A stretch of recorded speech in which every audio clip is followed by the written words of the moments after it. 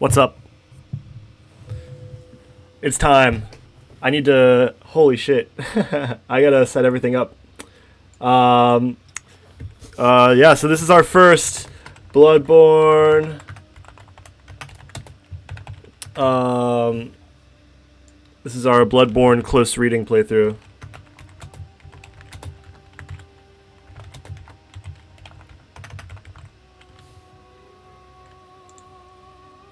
And we are a different game. I was not prepared for the day. Alright, Bloodborne. Boom. Done. Steam info is updated successfully. Alright, beautiful. Cool. Alright. What's up? A little unorganized today. I'm getting back into the streaming vibes. How's everybody doing out there? It's a beautiful day in the neighborhood out here. I've got some coffee. I ate a lovely breakfast. It was a really, really like sunny day, but now it's starting to get dreary. It seems like every time I stream, the clouds roll in. So yeah, that's exciting.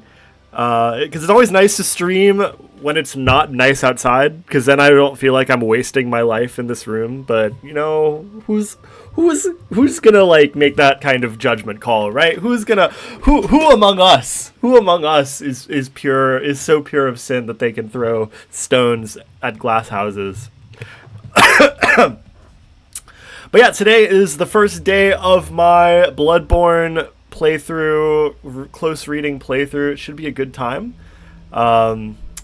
I'm gonna make a character today. I'm gonna do the first part of Central Yarnum, just kind of talk, get into the rhythm of streaming again and see how it feels. If today is a disaster, and I'll learn from it and get better for tomorrow. But I'm gonna be doing this throughout June, so if you want to get into some Bloodborne vibes, come hang out.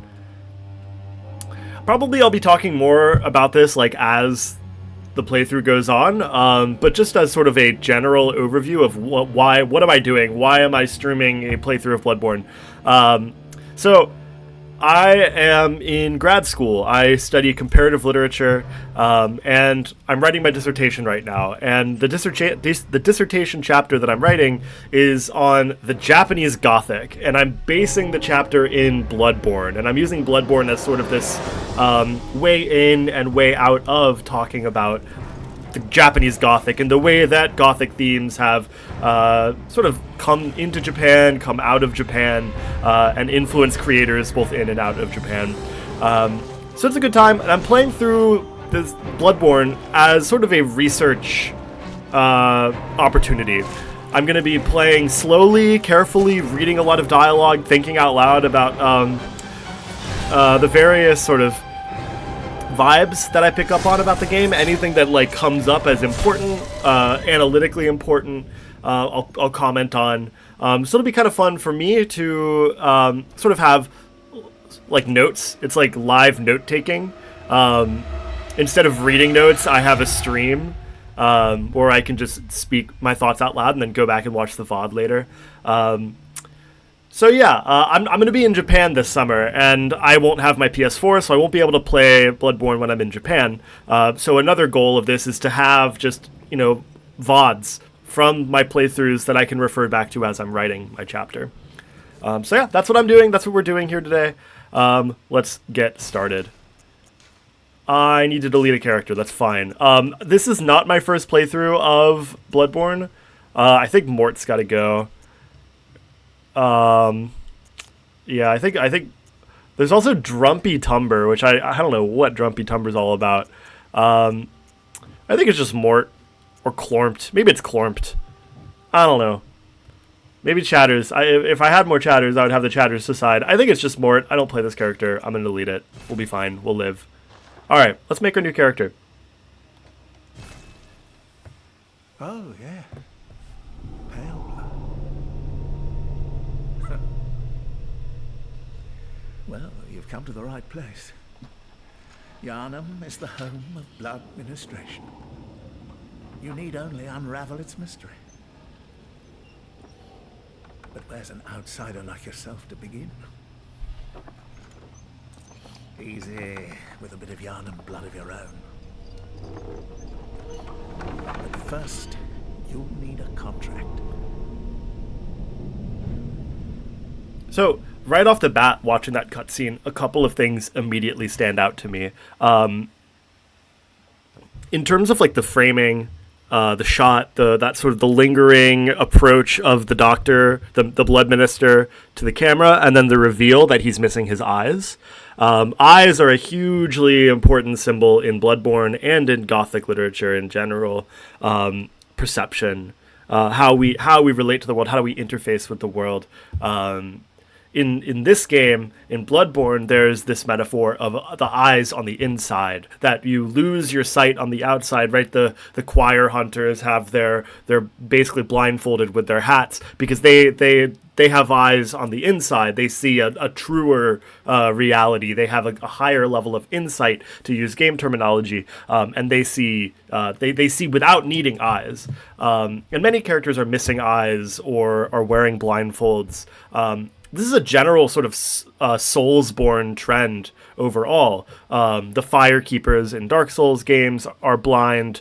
The eyes are just a recurring symbol. So the fact that the opening cutscene emphasizes eyes already is something to keep track of. I think another detail of this opening cutscene that's really important is that from the get-go, our character, this protagonist that we're about to make together, is set up as an outsider.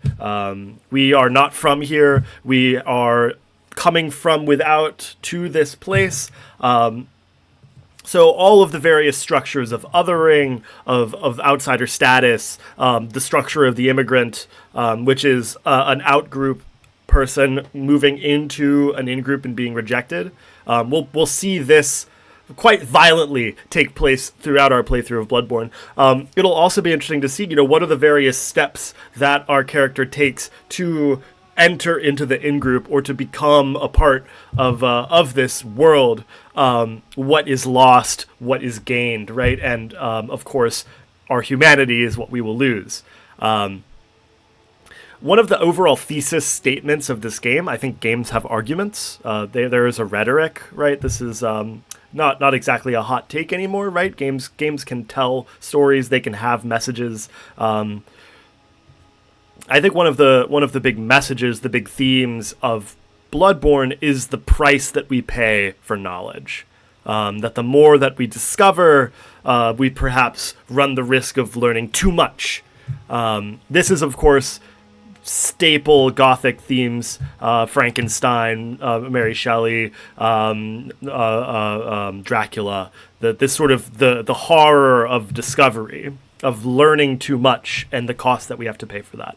And of course, right, H.P. Lovecraft was a huge influence on this game aesthetically, and as well as dramatically.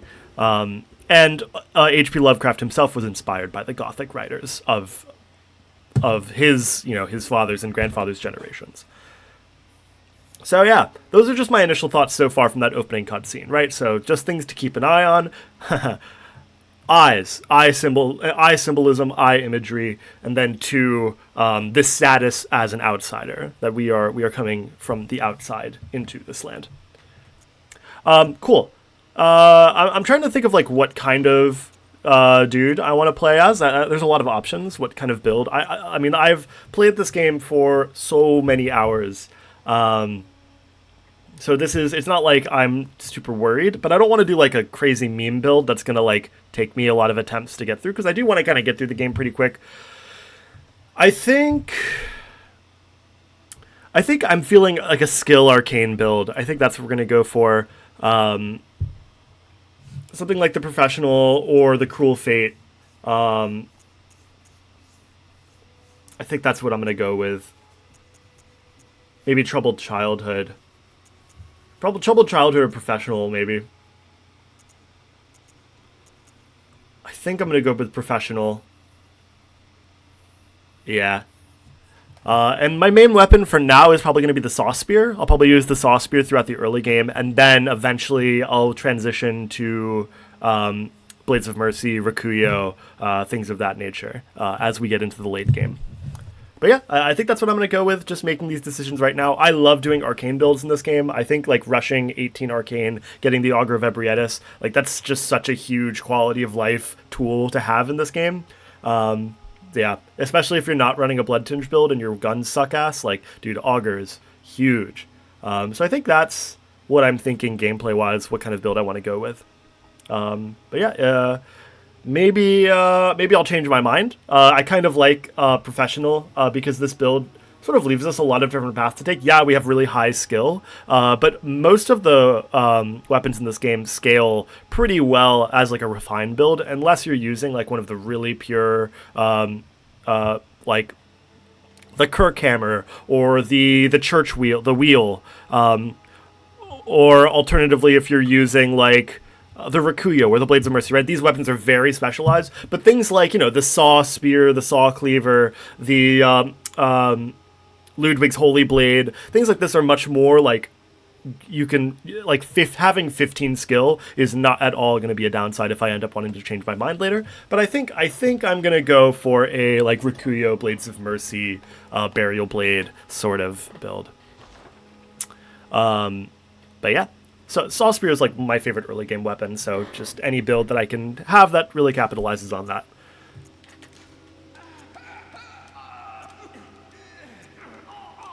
Let's do a young voice. We're a mature man with a young voice. I think that's kind of funny.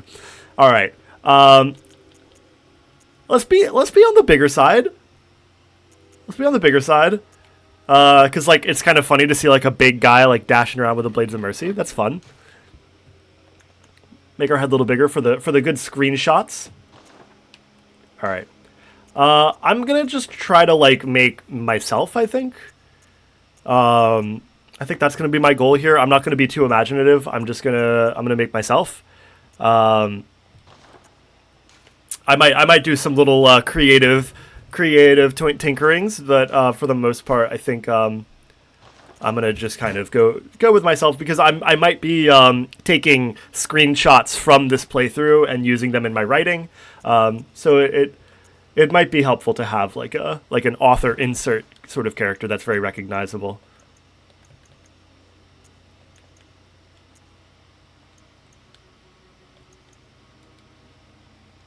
But yeah. All right.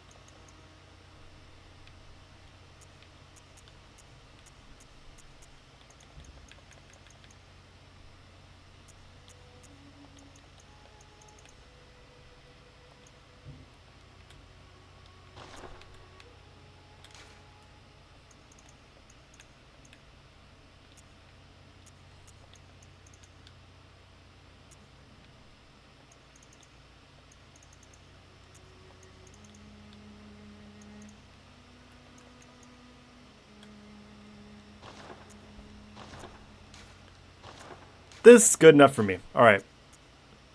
Let's get some hair. I think I'll do this. And I'll get myself a mustache.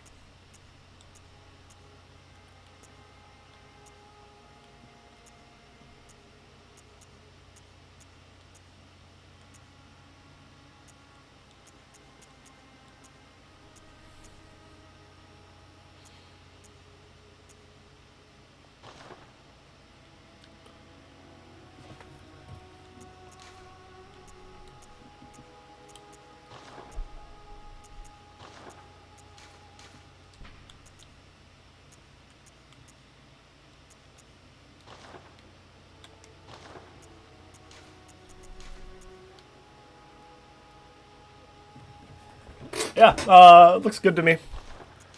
I'll make these like, yeah, that's fine. Cool. I think we got a character.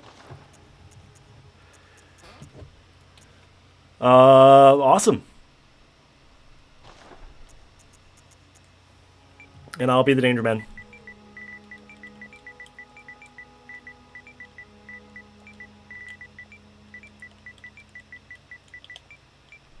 All right. Cool. Another cutscene. Let's watch. This one's pretty fucking wild.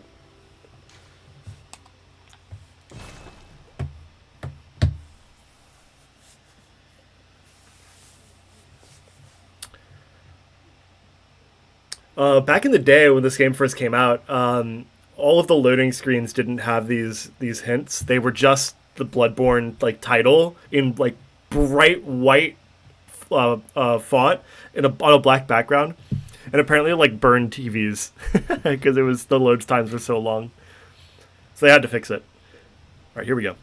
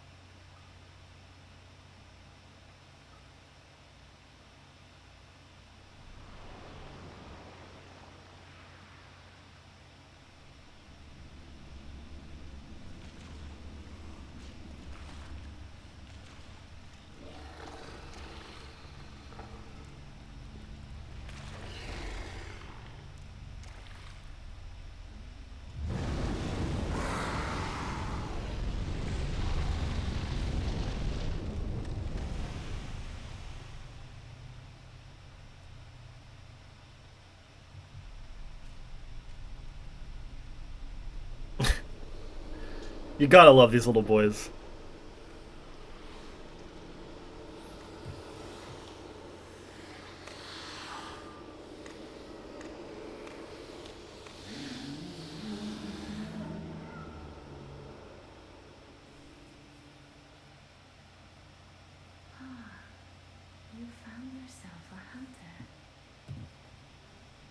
Okay, again, couple things. This idea of the contract, and you sign the contract, you go through blood administration, that scene happens, and then you wake up in this nightmare.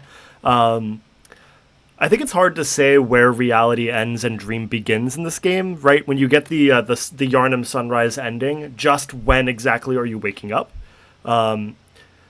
Is this game a dream? Does it really happen? Is this really an endless night, or are we still like on this hospital bed, dreaming, and this is sort of our fever dream after taking the blood administration? It's hard to say, and ultimately I don't think it really matters, but it is interesting that we have this like contract, we sign up for it, we go through blood administration, and that sort of begins this dream of Bloodborne. We don't, right? There's no like scene of us falling asleep except that, right? If we want to consider this game a dream, that's where it begins. Some other details, of course, Joseph Anderson, the YouTuber, and occasional streamer, made this claim in his video essay about Bloodborne that the game really tries to set up the wolves as fearsome and scary enemies, and that this opening cinematic does work to like instill those fears in the player. And I agree for the most part. I think it's cool to see the reaction and the way that like. The wolf tries to take us, but we were protected by something, by our hunter blood, right? And then the doll, who we haven't met yet, but the doll says that very iconic line, you found yourself a hunter. There's so much ambiguity in that line, and I actually have the Japanese version of the game over here. I'm not playing it. This is the American release because I don't have the DLC for the Japanese version. I want to play through the whole DLC, but maybe I'll do a second playthrough if I have time, and I'll do a playthrough of the base game on the Japanese version. Originally, in the Japanese version of the game was, of course, had Japanese translations, Japanese subtitles, but the audio was all English.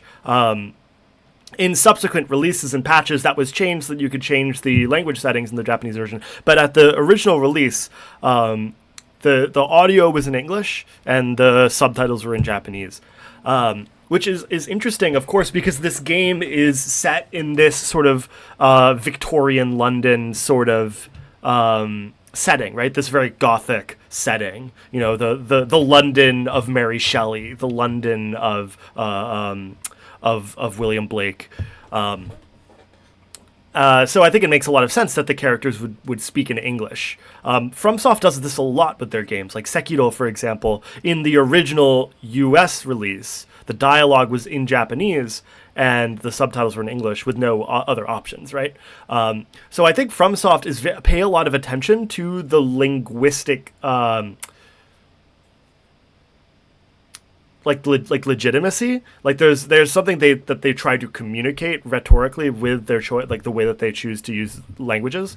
That just cues me in as someone who studies comparative literature that language is important. The way that these words were written in English. So like the English lines of dialogue aren't just a translation of a original Japanese that like makes more sense, but that in fact the game is always already translated. The game began as a creation of translation, which I think also says a lot about the ways that video games as these sort of neoliberal transnational media objects, especially like AAA games, that they are always already translated objects. You can't understand video games without understanding the aspect of translatedness. This guy looks great. I'm really happy with how character creation went. This guy looks like me in 5 years, and I'm a big fan of that. But yeah, those are my thoughts for now. You found yourself a hunter. There's a nice sort of linguistic slippage there. There's a double meaning, a double entendre. Is she talking to us? It turns out you're a hunter? Or is she talking to the little skeleton boys, the messengers? You guys have found a hunter, and they're like climbing all over us. In either case, for whatever reason, we have hunter's blood. We are special. We go through this blood ministration, and instead of turning into a beast like the Yarnamites, we can transcend the beasthood through the hunter's dream and become a hunter of beasts. We have the ability to turn around and face our nightmares rather than letting them become us. All right, so let's get going. Of course, this room. We'll come back to this room later. This is Iasefka's clinic. I think. No, I'm fine. It's fine.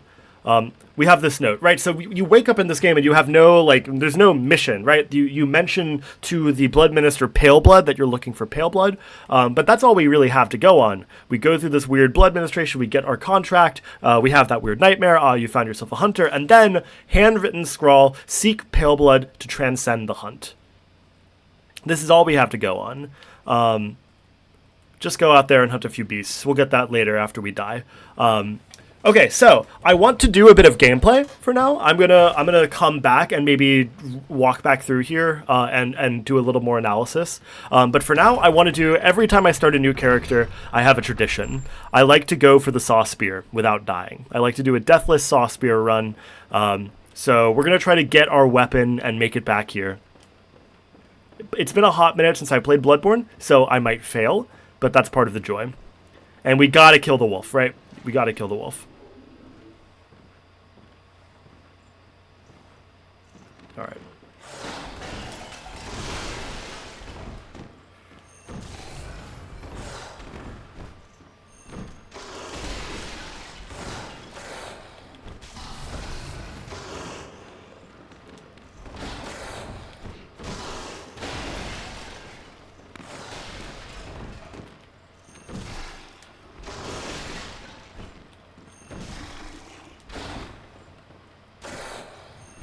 Okay, we got there.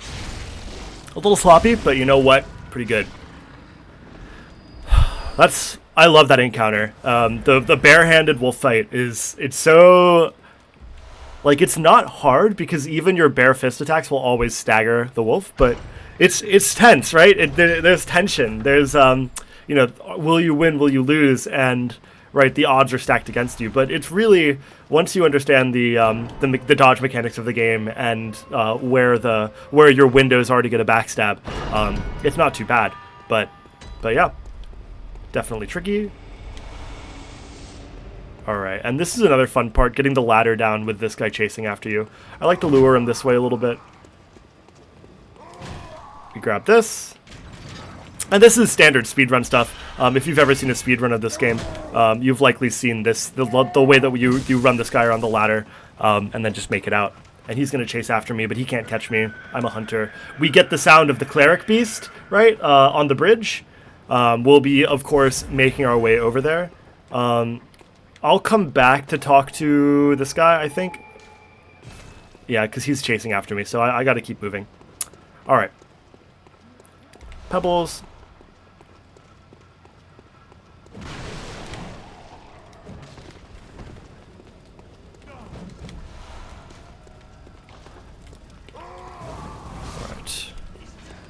So yeah, I'll come back and talk to all these people on the doors. For now, we have an appointment with Destiny.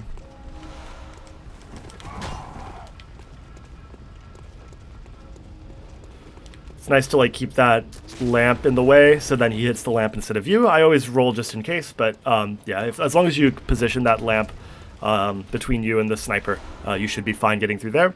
We break through these, and I'll come back and talk to all these people. It'll be fine. There's a dog down here, but we're going to be okay.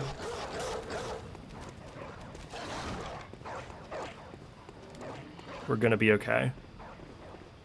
We break these.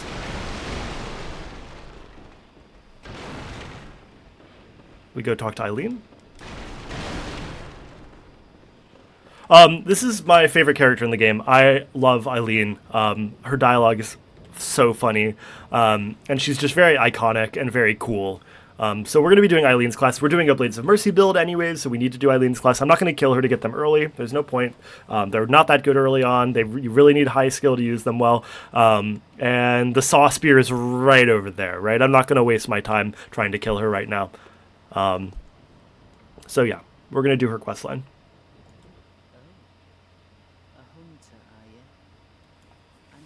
Once again, we're coded as an outsider.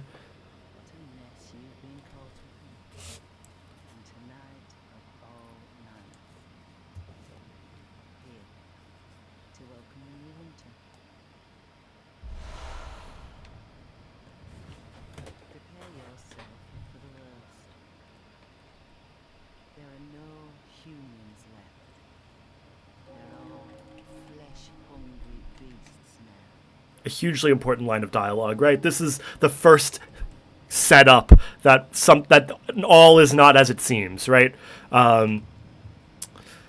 The Eileen is positioned out of the way, hidden away, right? You wouldn't just stumble across Eileen unless you were really looking.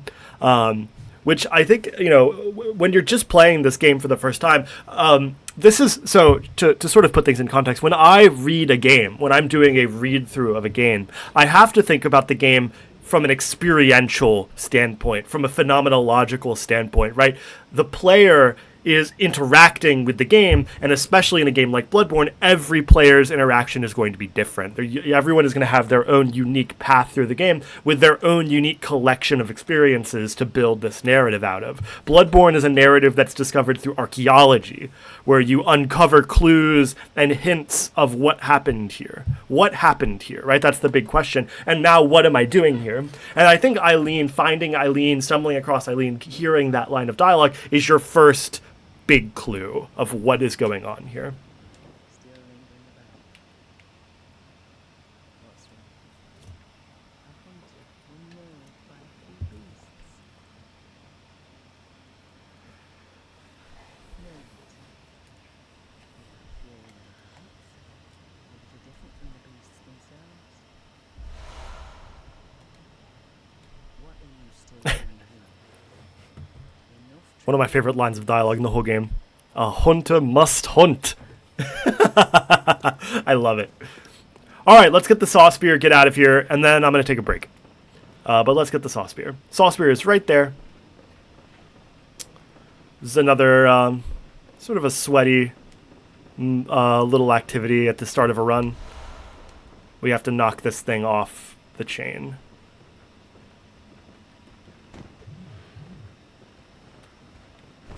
All right, there's that.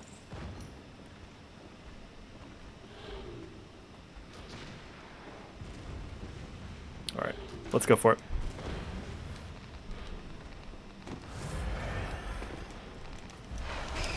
All right, we're fine.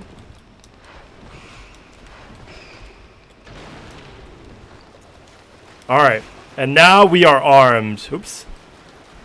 Are we? Yeah, there we go.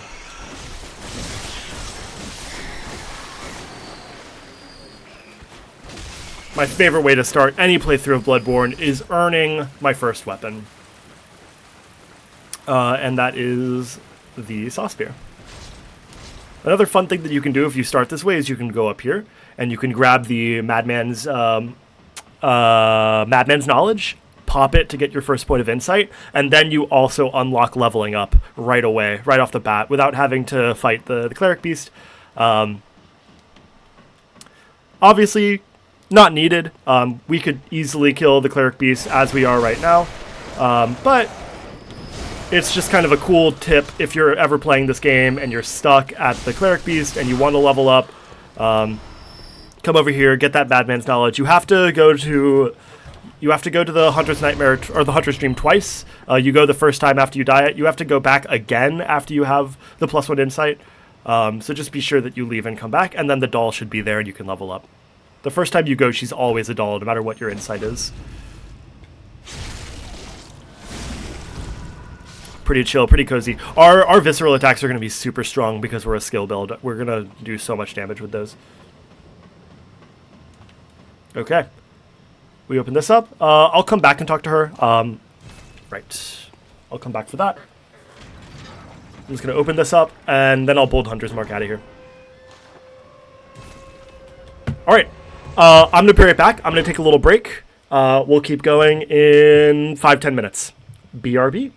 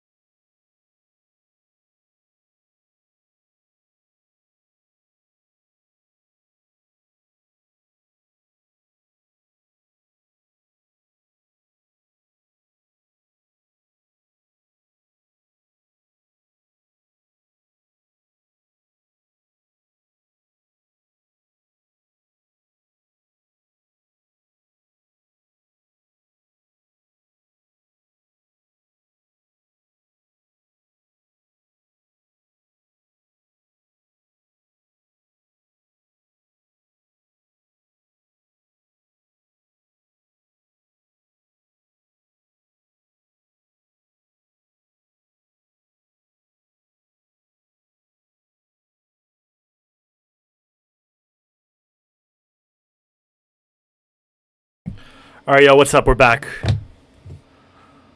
We are back.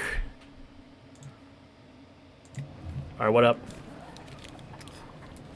Okay, let's head back to the Hunter's Dream and start really deep diving into various things that are going on.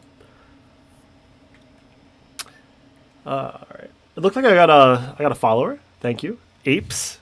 It looks like Apeness. Thank you so much for the follow. I don't think I caught you when you followed, but I just got the notification. Thank you for that. All right, we wake up in the dream.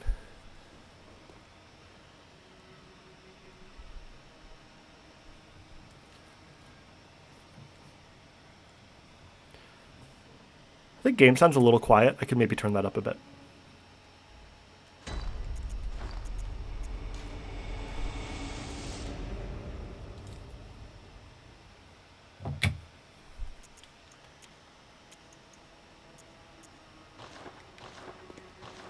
All right, so yes, the doll, even though we have our one insight, the doll is just a doll right now. We got our weapons. I'll grab a threaded cane, just in case we need it.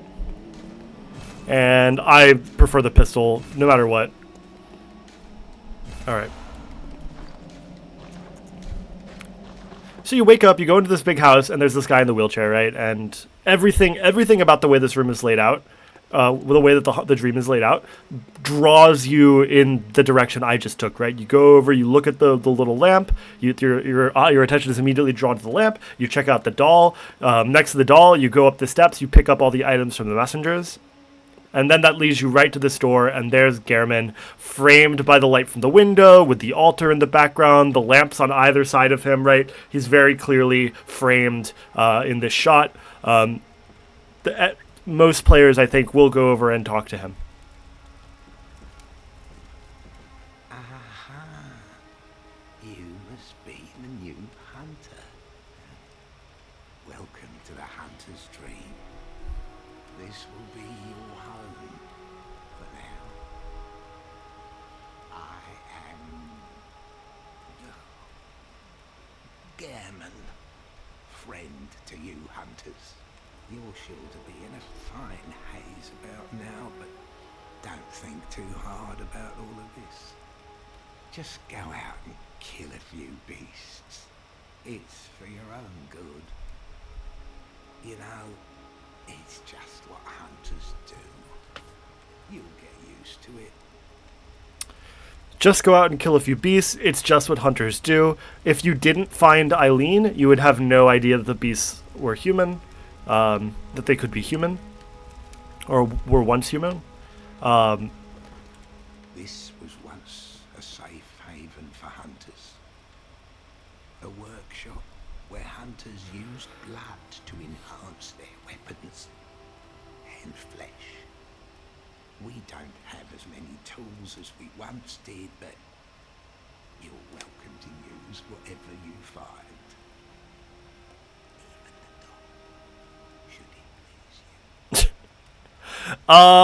That's a sus as fuck line, right? Just interesting stuff. I find it interesting that Gehrman pauses when he's telling you his name. He almost has like forgotten himself here in the dream. He's missing a leg. Some people don't notice that. But not only is he a weird but he also has a peg leg.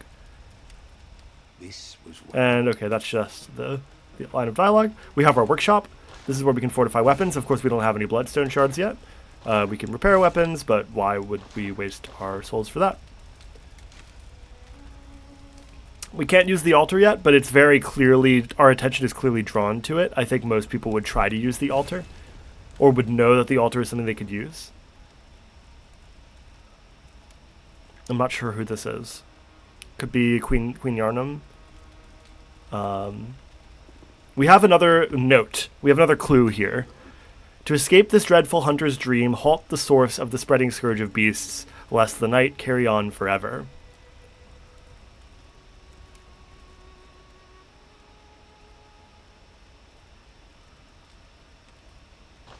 Okay. This grave is like very clearly like stands out from the rest, right?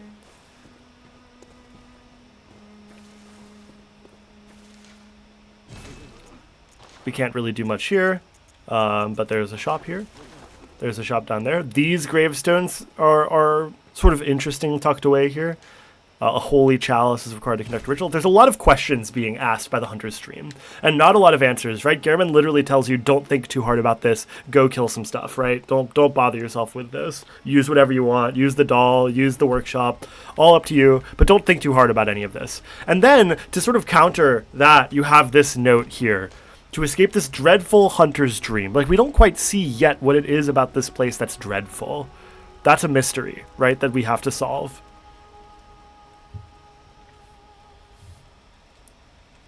All right. So let's go out there and kill a few beasts. I'm going to start at the sick room, and I'm going to walk back through the areas I ran past before and take my time. Talk to NPCs, look at the environment, listen to the sound design. We're just going to take it slow.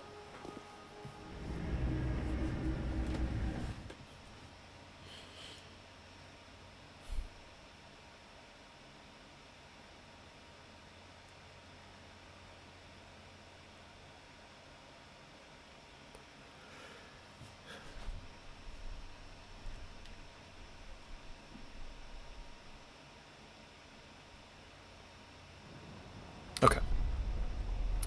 So, first thing, we gotta go back and try to go back to where we started, right? But of course, the door is closed. Why is that? Are you out on the hunt? Then I'm very sorry, but I cannot open this door. I am Yosefka. The patients here in my clinic must not be exposed to infection. I know that you hunt for us, for our town, but I'm sorry. Hey. Please. This is all that I can do. Now, go. And good hunting. Okay, so Ayasefka, we can kind of see her through the glass.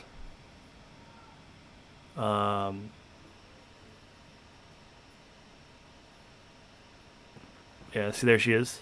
We can kind of see her through the glass there. Of course, we learn a lot about Ayasefka later on. There she is. There's her face. Are you still in need of something? But I have nothing more to offer. Please, try to understand my position.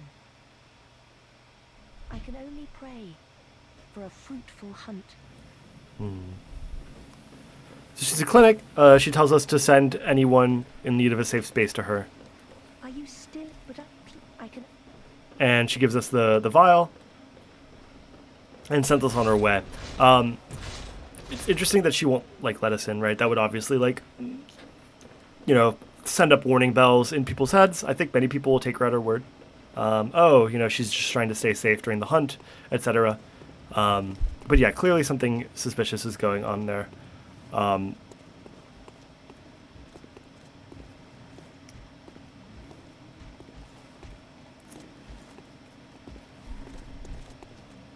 Just looking at the environment. So there's the bridge, right? There's the Great Bridge. That's where we're going to fight the Cleric Beast. I think many players of Bloodborne will find the Cleric Beast before they find Gascoigne. Of course, Cleric Beast is an optional boss.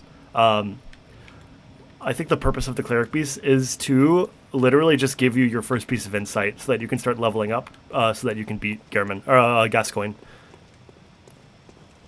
We've got some lock gates.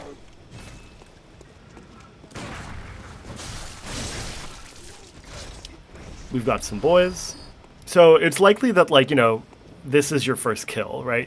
That you come around the corner. It's likely that you die to the werewolf, you go to the hunter's dream, you get your weapons, you kill the beast, and then you come up here, and then this person, or what looks like a person, attacks you, and you have to kill a human, or what you think is a human. Of course, Eileen tells us there are no humans left, that begs the question, okay, then what are these guys? And if we really pay attention to their ragdolls, right, you can see their long wolf-like arms, right, their mangled faces. So there's clearly more going on than meets the eye. These are not just your average run-of-the-mill people. Something this game does is it makes you do a lot of terrible things unwittingly. You sort of accidentally do a bunch of terrible things without really knowing better, because of the way that this game just sort of lets you discover after the fact what's been going on. You know, like the big reveal in Old Yarnum, like, no, come on, these are people, they're not beasts, right? We shouldn't be just murdering them all if there's a way to cure them. Here's our first, or I guess our second possible friendly NPC to meet. Oh, you must be a hunter. And not one from around here either. I'm Gilbert, a fellow outsider. You must have had a fine time of it. Yarnum has a special way of treating guests. Well, I don't think I could stand if I wanted to, but I'm willing to help if there's anything that can be done. This town is cursed. Whatever your reasons might be, you should plan a swift exit. Whatever can be gained from this place, it will do more harm than good. 1 second.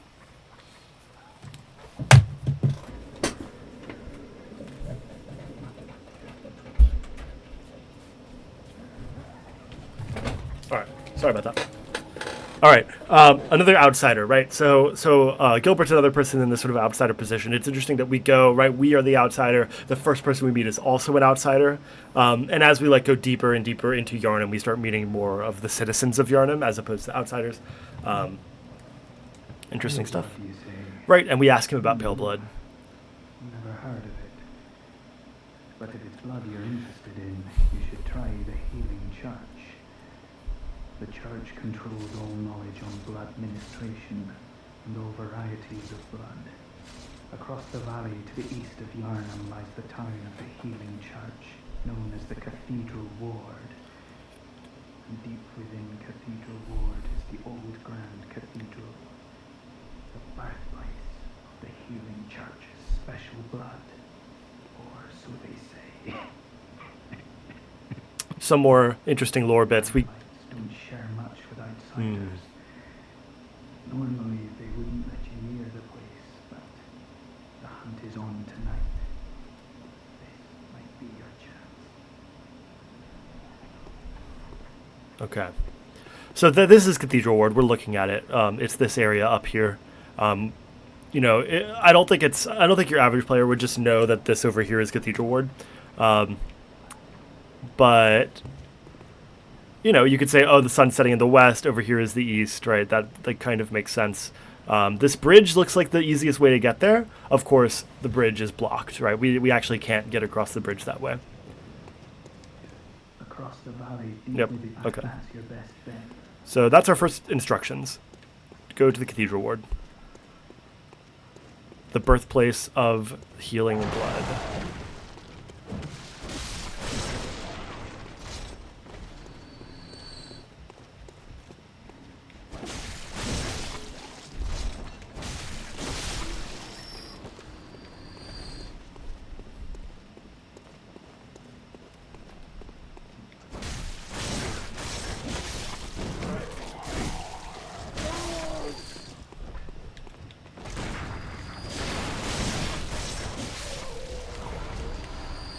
Nice and clean.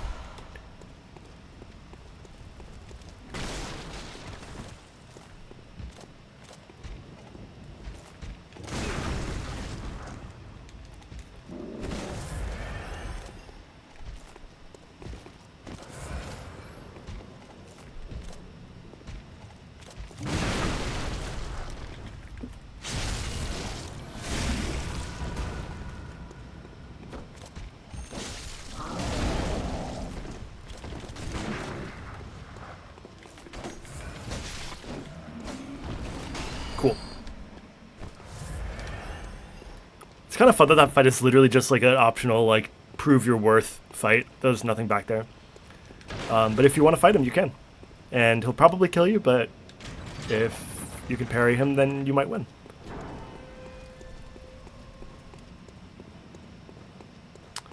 Alright, we have some more people to talk to. Any door with a lamp outside, there's someone to talk to. Are you that outsider? Well, sorry, but I don't want anything to do with you. Trot along, will ya? All right, we get more othering, outcasting, more structures of the outsider taking place here. Are you that well, trot along. And that's all he has to say.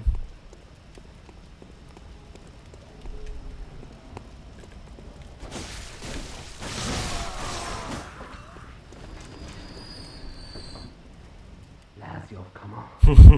He'd open their door on a night of the hunt. Away with you. Now. Yeah, another right, we're getting cast to the outsider by this person as well. Lousy off-comer, someone who's come from outside.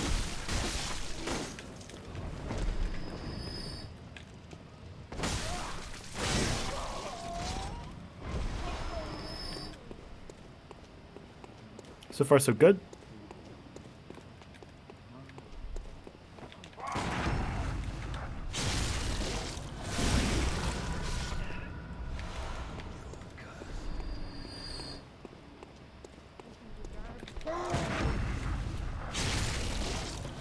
It's fun to style on them when you know what they're going to do. That's all I'm doing. I'm just styling on them a little bit. Just for the fun.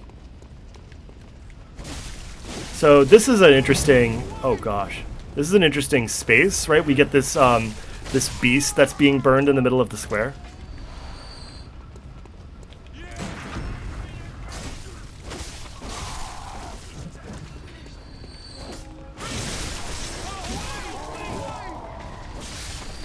Cool. Just interesting stuff. This is this beast is larger than the one that we fought. Like the beasts get bigger. Of course, this is a dead one. We don't have to fight this one yet. Although we'll fight similar beasts down the road, down the line.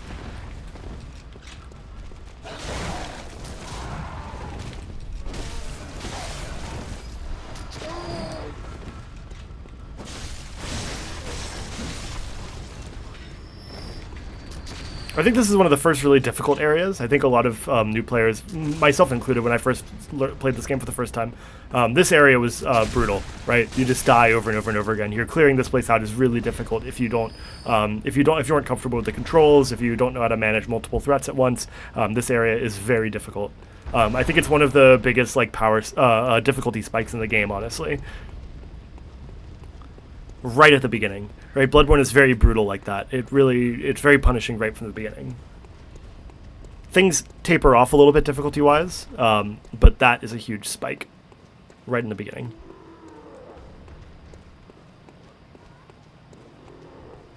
All right, we're gonna go down this way. I want to go back and talk to the girl with the doll. Oh, I mean the girl with the music box.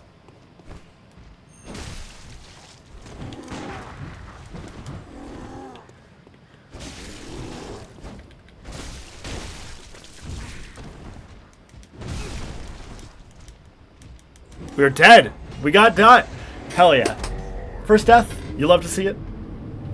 I was styling too much. That's what happens.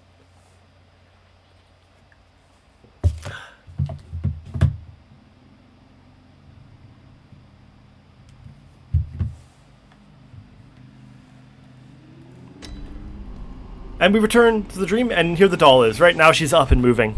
Hello, good hunter. I am a doll, here in this dream to look after you. Honorable hunter. I think it's likely that her voice will be familiar, and that people will recognize her voice from and I will channel them the opening into your cutscene. strength. You will hunt beasts, and I will be here for you, to embolden your sickly spirit. Did you speak with Gehrman? He was a hunter long, long ago, but now serves only to advise them. He is obscure, unseen in the dreaming world. Still, he stays here, in this dream. Such is his purpose. Ah, the little ones, inhabitants of the dream. They find hunters like yourself, worship and serve them. Speak words they do not. But still, aren't they sweet? I think of all of the like Firekeeper style characters in the Soulsborne games, I think the doll definitely has some of the most personality. Of course, Melina does as well in Elden Ring, but you know, compared to the Dark Souls 3 Firekeeper, for example, I think the doll is very very human, ironically. All right, and we have heard all we can hear. May you find your worth in the waking world. I shouldn't have skipped her last dialogue. We'll be hearing it all the time, so it'll be fine. But may you find your worth in the waking world.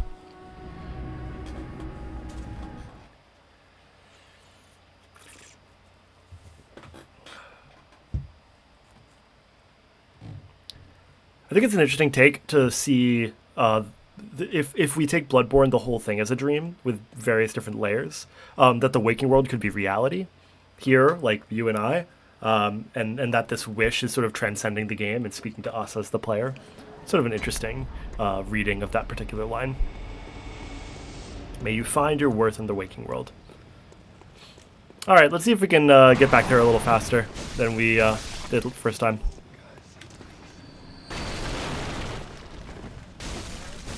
I also want to get those.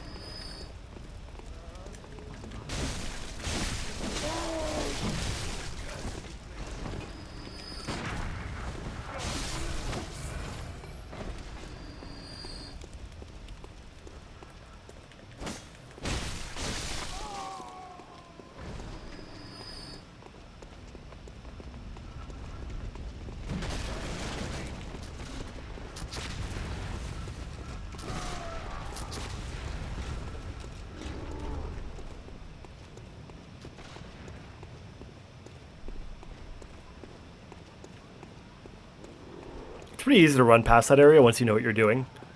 I think a lot of first-time players wouldn't have the confidence to do that, but it's pretty easy if you're ever stuck there. Just run past. Yeah, let's just do this properly.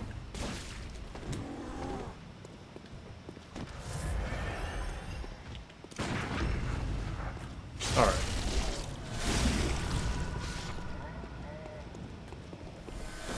Cool.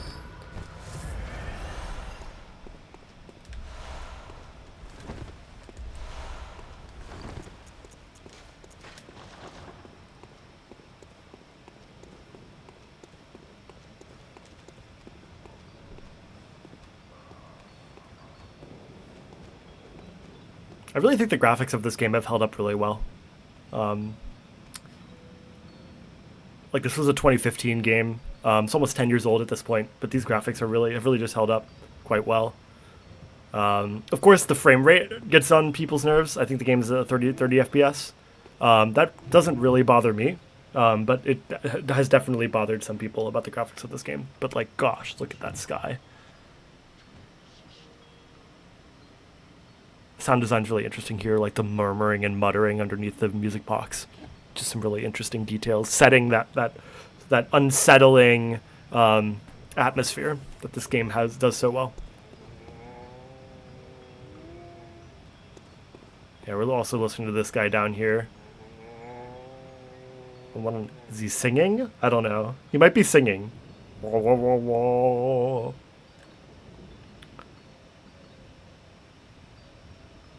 All right. Who are you? I don't know your voice, but I know that smell. Are you a hunter? Can you just steal it from my mum? She never came back from the hunt, and she went to find him, but now she's gone too. I'm all alone and scared. Really? Oh, thank you. My Mum wears a red jeweled brooch. It's so big and beautiful. You won't miss it. Oh, I mustn't forget. If you find my mum, give her this music book. Cool. It plays one of Daddy's favourite songs. And when Daddy forgets us, we play it for him so he remembers. Mum says silly running off without it. My mum wears it up. Okay. The smell, the hunter's smell is very interesting. There's a lot of references to the fact that hunters have a very distinct smell. And of course, we find out later that her dad also is a hunter, and that's likely where she knows the smell from. Of course, that line of dialogue about, so when Daddy forgets us, right, we play it for him is like, very fucking unsettling. What the fuck does that mean, right? I think that will send a lot of people for a loop if they're not paying attention.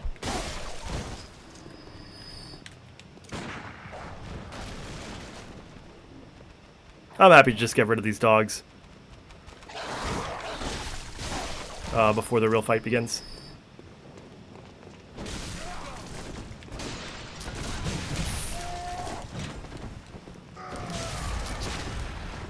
We live? Okay, we live. I had bad targeting there. I targeted the wrong person, and then like ruined the whole combo that I had planned. But we made it. It's fine. There's a fuck ton of vials here, which just really... Oh, thank you for that, Danger Man. Alright. Another sort of, moment of reckoning, as I think you try to... I like to fight these guys on the bridge. You have so many tools to deal with them really easily. Especially if you can kill one of them early with Molotovs. I mean, you can just bomb them both. Boom. Done. Dead.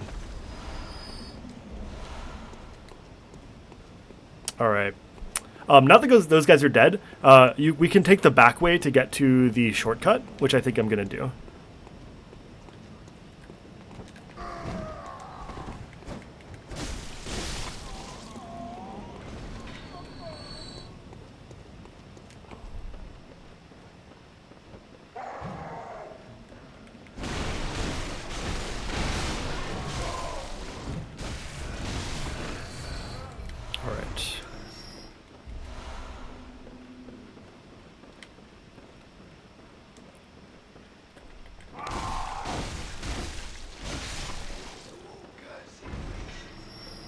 I think it's likely that someone might see this guy in the wheelchair up here and think that it's someone like Gehrman and try to go up and talk to them, and then they actually have a fucking gun and shoot the hell out of you.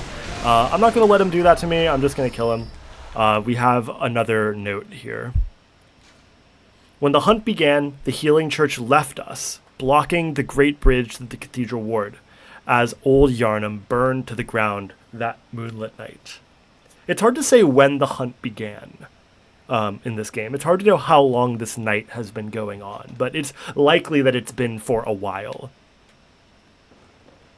Because old Yarnum is already burned.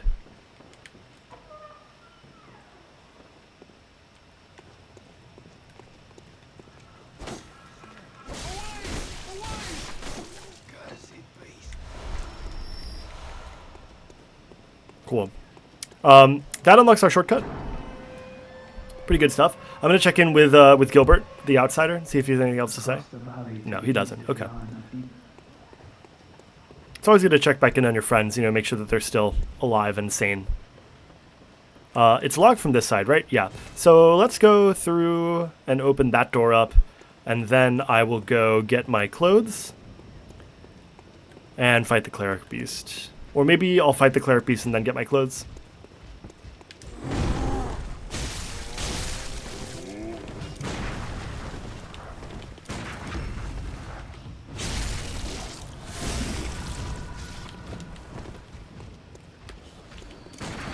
Alright. It's another encounter that can really fuck you up if you're not, if you haven't gotten used to the controls and, like, how to manage multiple, enemies. But that was pretty clean. Okay. I guess I'll go fight Cleric Beast now. We're right here. I might as well.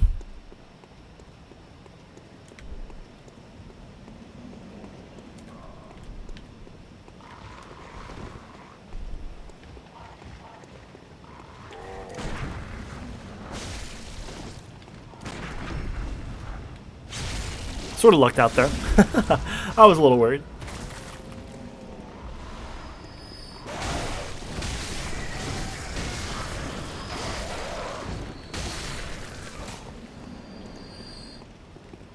Okay.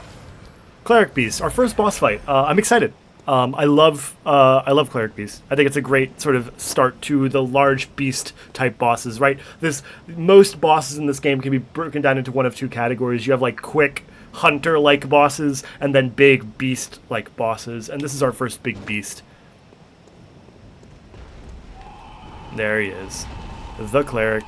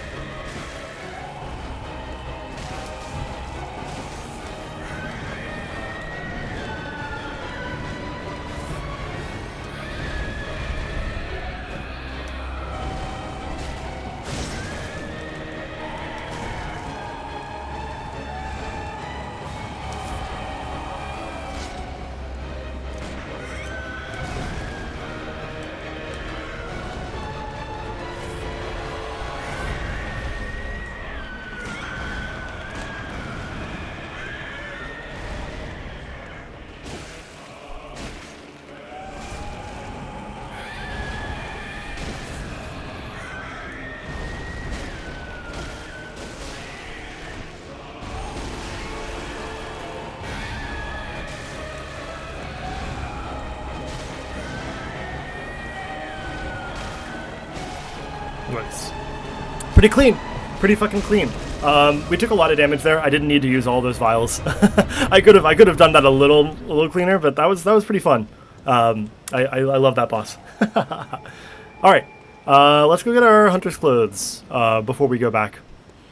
While we're in the area and the wolves are dead, yeah, while we have easy access to this bridge, might as well get all of our chores done in the area.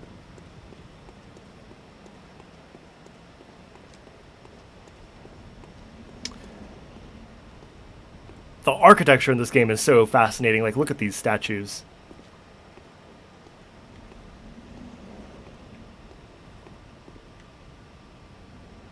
I wonder where that is. Like, that opening there? I wonder what building that is. I wonder if you can get up there. I actually don't know. It looks like you can. I'm not sure.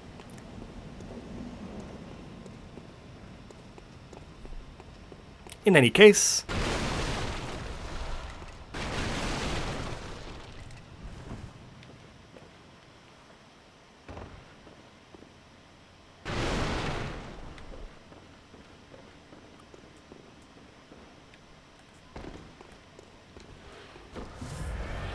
these guys are really creepy. I think these are one of the first enemies that, like, you might see that, like, really are just, like, fucking gross and creepy.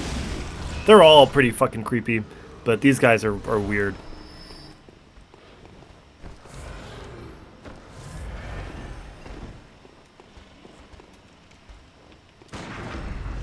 But they're easy to parry. I think these enemies are really just teaching you, hey, some enemies you gotta parry. These guys are also the weaker versions of this enemy type because you can stagger them with basic attacks. So you don't even need to parry them. Like, you can just R1 spam them.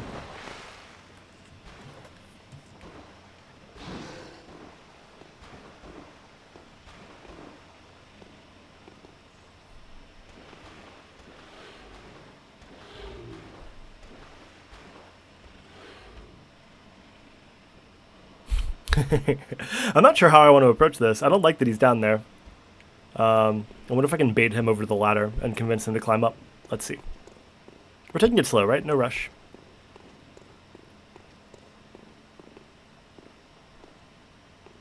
Maybe I'll just go down via the ladder. Kill these rats.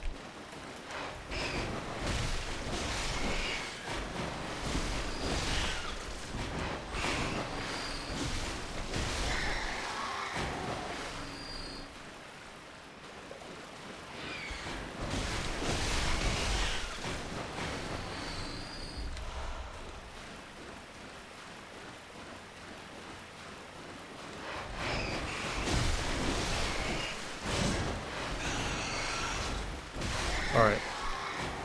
All cleared out. I don't think I've ever actually been down here before. I've played this game so long, I've never felt the need to check out this little back corner. Alright.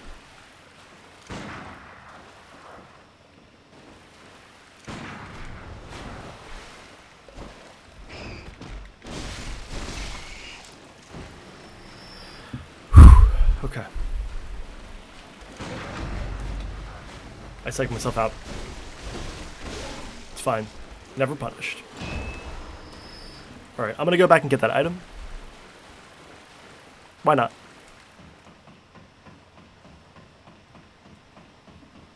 Dude, the metal ladders in this game are such a meme. There's that one ladder that connects the Forbidden Woods to below Iosefka's clinic, and it's just so fucking long. It's like 45 seconds of just metal ladder climbing. What a meme. I wonder if that's the longest ladder in a Soulsborne game. I wonder if there's any longer ones. Can't think off the top of my head.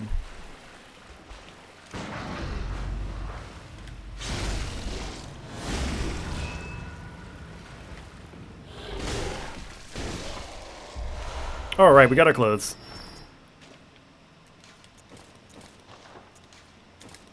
Let's just go standard hunter for now. Oh god. We live.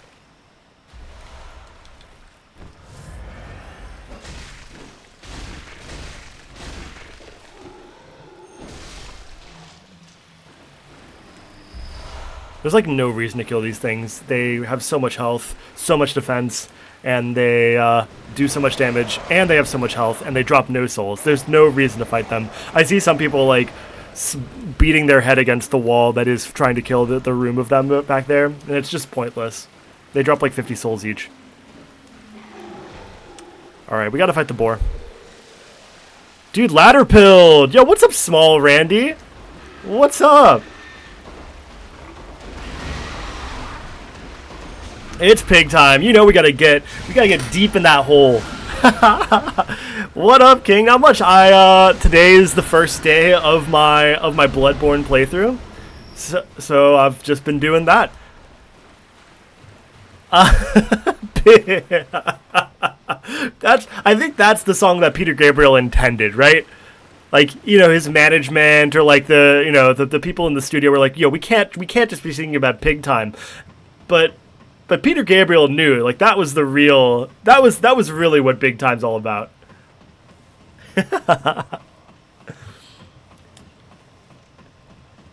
How's the sound on your end? Is the balance okay? Can you hear the game okay? Can you hear me okay?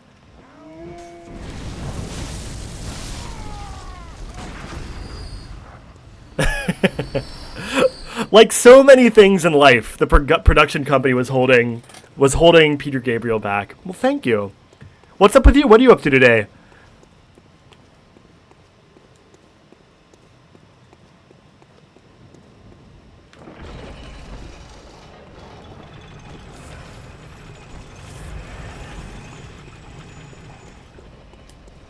So, we're back at that bridge. Or no, we're not back at that bridge. That's the bridge. So that's where we just fought the cleric beast, right? And so we've found another way into Cathedral Ward through the sewers, and then we're gonna go up through Odin Chapel Graveyard and into. Oh yes, that young man, that sweet young cat. Oh man, my chat is like. Do you see how like the chat is like cut off? Hold on, I wonder if I can fix that.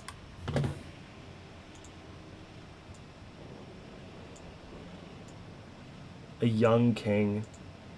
Let's try that. Maybe that won't cut things off. Or I wonder if the issue is here.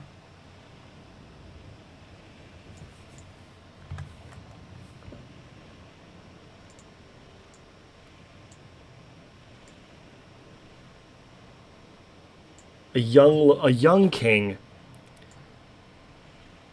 Give me a testing.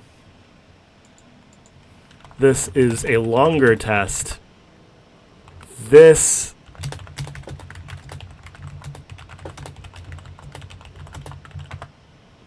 Aha, okay. I see the problem. But if I do that, it does look like that.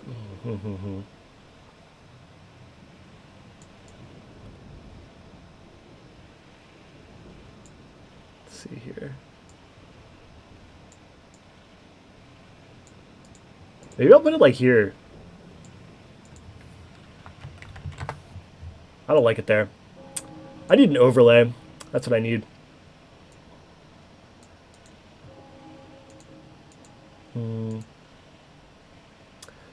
Whatever. I'll figure it out later. Alright, we're gonna I haven't leveled up yet. I haven't really been back yet. I died once. Got my souls back. We're on the run back. I killed Cleric Beast. I'm gonna see if we can kill Gascoigne here. It'll be a good time. I'm gonna kill these dads because you might as well. Someone's gotta talk to these dads.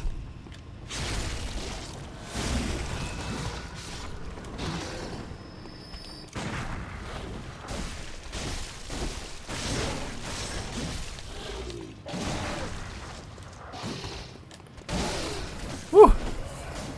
Oh, you know it. You know it. Gascoigne should be fun. I haven't played Bloodborne in so long. I've been so rusty, but it's been kind of a good vibe. This game is just so much fun.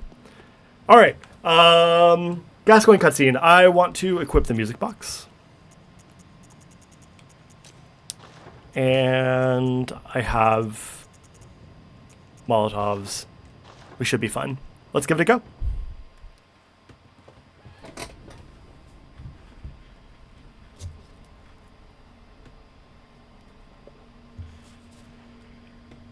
True. The literature.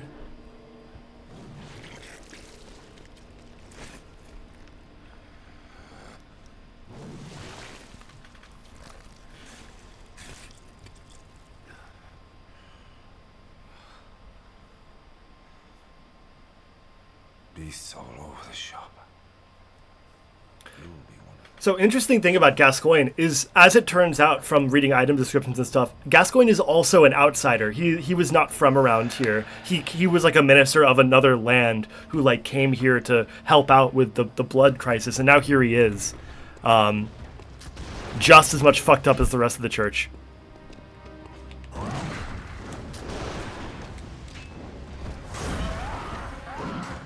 Alright, so Gascoigne strategies, fight him on these stairs. This is the best place to fight Gascoigne, because you don't have to deal with the gravestones, and, well, sometimes you just get fucked like that. But that's just the Danger Man difference.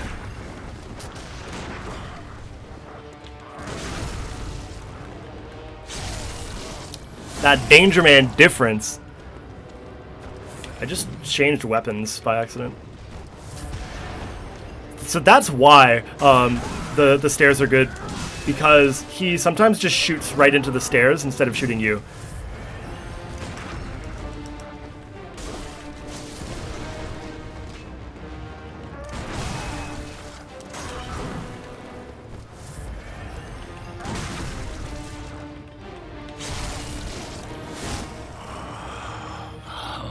What's that smell? The sweet blood. Oh, it sings to me. It's enough to make a man sick. I really want to get him out of this two-handed phase. He's very dangerous in this phase.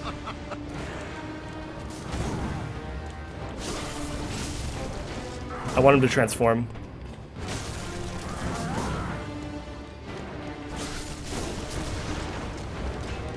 There we go. Don't throw your Molotovs early. He has no hitbox at the beginning of that transformation.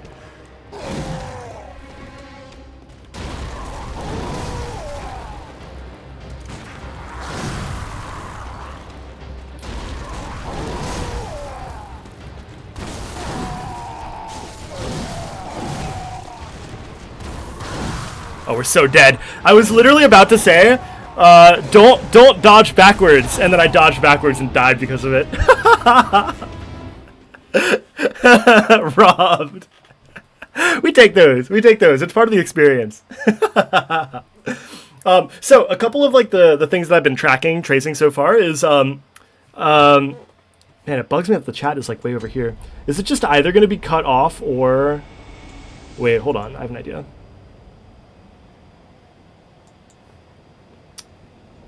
Can I just shrink this? Ooh, there we go. There we go. Now what happens if I type hi? But now it's like really small. I don't know. Hello?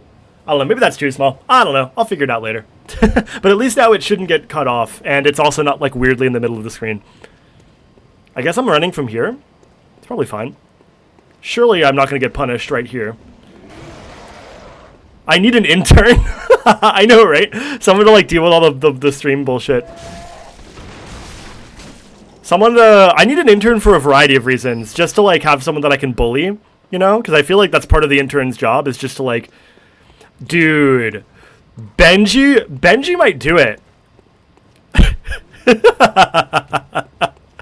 I should get Benji on it. Benji has yet to catch a stream. I feel like we need to get him in here at all, period.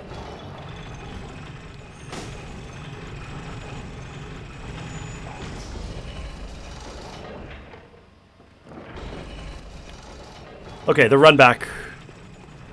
Everyone knows this trick with the bridge, right? Everyone knows this trick. You just take the boys, you get the boys to follow you, you run back to the elevator.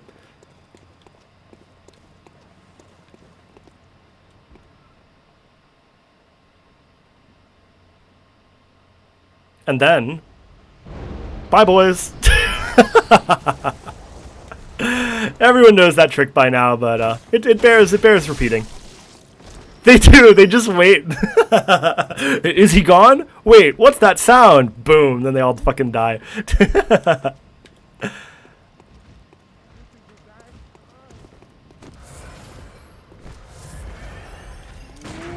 I'm bad. I'm bad.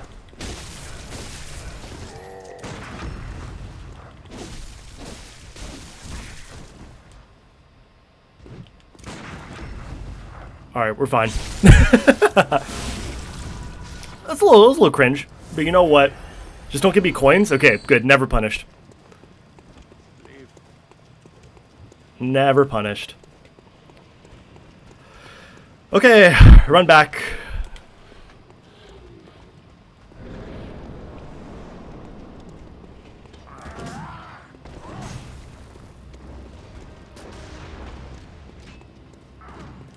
Okay.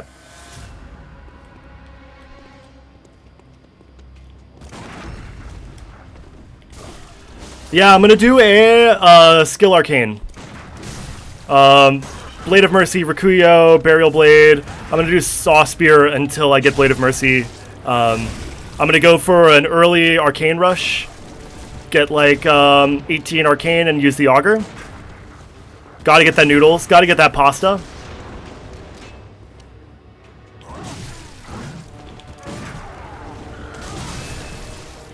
That's the game plan.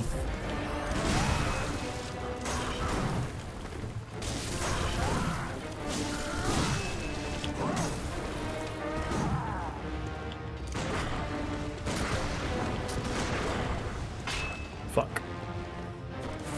Chill, chill, chill, chill, chill. Whew. He went to this weapon so early.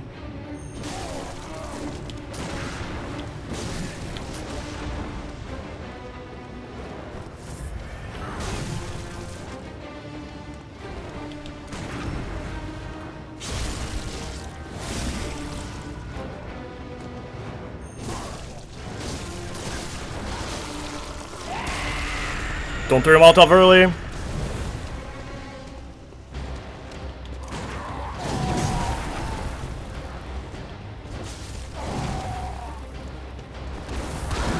Don't dodge backwards. See, that's exactly why.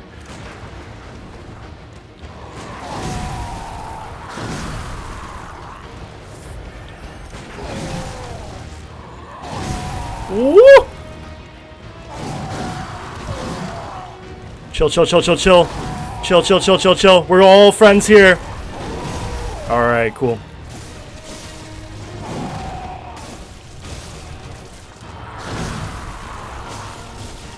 Easy peasy.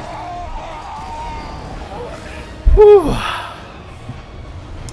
Fuck yeah, dude. Dude, Arcane Blood Gems, like, I'm really excited because I'm going to probably get into the Chalice dungeons and do a little bit of chalicing. Get some, like, decent, like, fire, bolt, blood gems and stuff, and like, use, like, any weapon. And then just also, man, having 18 Arcane just to have the pasta, just to give people the noodles, that's, like, peak Bloodborne experience. So good. But yeah, there's our boy Gascoigne. Packed up, tucked away. We're all Italian here. Absolutely. Let's go get this. So, there's a couple of side quest things that I want to take care of before we carry on into Cathedral Ward. I'm going to head on back to Hunter's Dream, level up, spend these souls, and then I'm going to bop through Central Yharnam, take care of a couple of side quest things. All the real ones send the old woman to the clinic. 100% of the time. Fuck the old woman. She does not belong at Odin Chapel. Only the real ones get to go to Odin Chapel.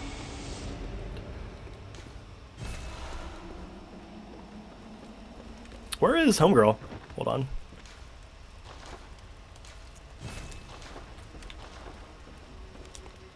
Here she is. Welcome home, good hunter. What is it you desire? Very well. Let the echoes become your strength. Let me stand close. Now shut your eyes. I've never noticed, but did you see on her, did you see her brooch has a, like an animation where it flashes? Here, I'll see if I can get her to do it again. Hold on. We're just dumping into Arcane. I just want to get that to 18 as fast as possible. Alright, hold on. Let me see if I can get her thingy to flash. So it's on her little red scarf. Inhabitants of the dream. They find hunters like yourself, worship and serve them. It's got like that little flash. Speak words they do not.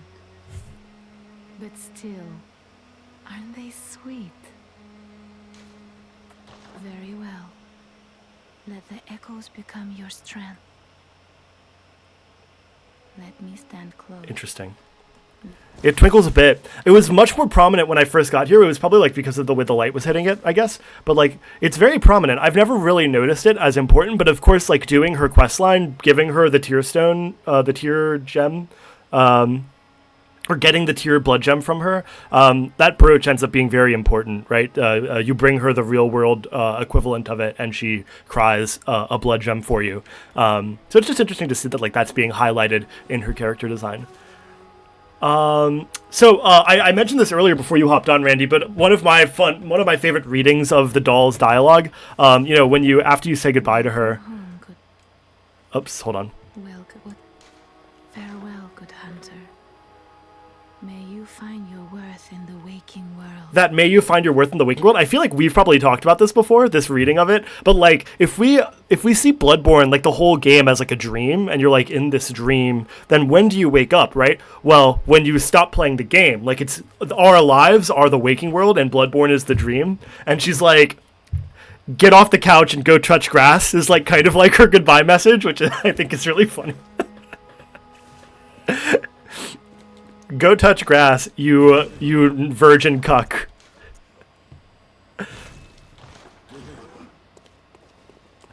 There was a rumor, I'm not sure if this is true or not, but I heard a rumor that the word virgin is banned on Twitch, which is fucking hilarious, because there were too many people in chats like calling each other virgins. Or I guess not like banned, but it's like cursed, like bleeped out. Like if you have a profanity filter on, that'll automatically censor it, which is just so silly.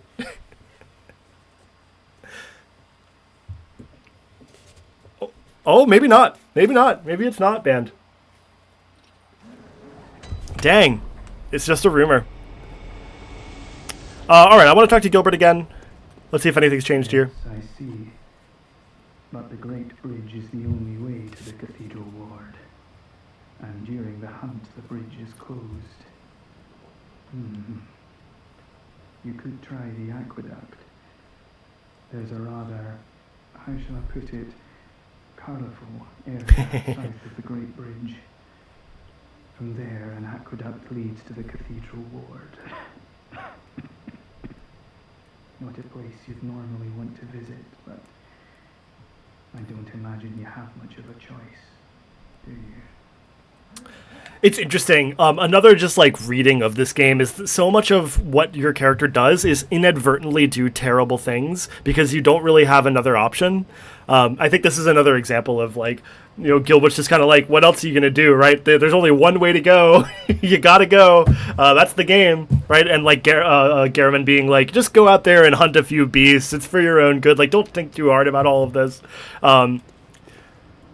If we look, right, you can actually stand here and see the aqueduct down there on the left side of the screen there. I don't know if you can see on Twitch. It might be, but you can kind of see the guardrail of the stairs on the left side there. That's the stairs up to Gascoigne, right? You can actually see the aqueduct over there. There's the bridge where all the boys run down after you.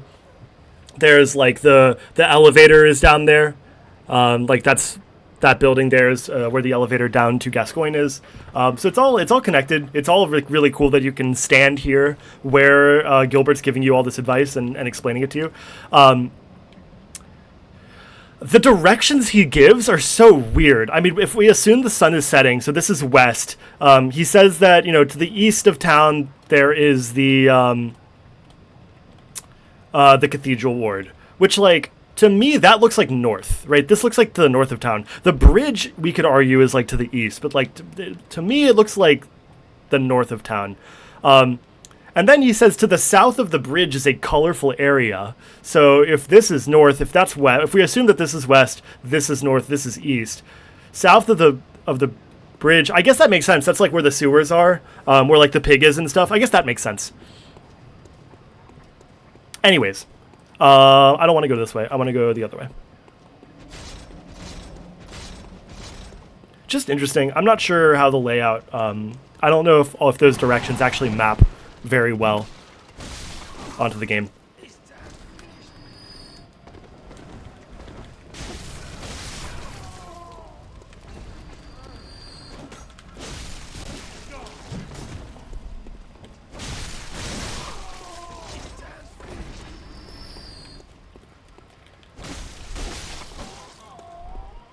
True, right? Absolutely. Like, what other option is there? Sort of idea in dreams, right? You just sort of end up going with the flow. I found that even like when I lucid dream, there's very obviously the like path forward, and right, like I don't have another option. Or if I do, like the dream ends up just becoming like totally whatever I make of it. and I lose like the thread of whatever the original dream was.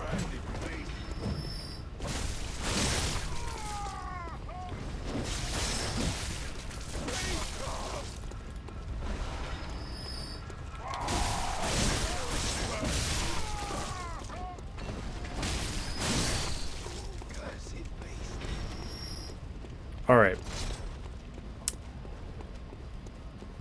I can't remember exactly how to do the young girl's quest line where you can get both of the ribbons. I can't exactly remember how to do it. I think you are supposed to give her the brooch, and then you're supposed to come back and tell her about Odin Chapel, and then she gets killed by the pig, and you bring her her ribbon that you pick up from the pig's corpse back here to her sister. I think that's how it goes, but I might be misremembering. I might fuck something up here. Whatever. Hello, Mr. Hunter. You were covered by my mum. Mr. Hunter, was it really her? Mummy. Mummy. Dear Lord.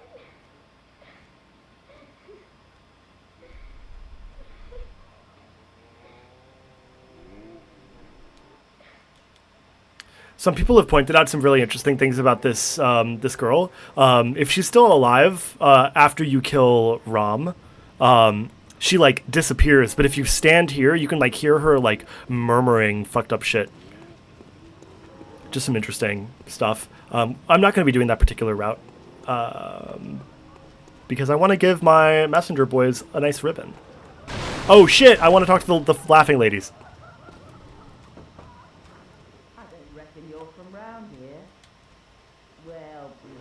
Stuck outside on a night of the hunt.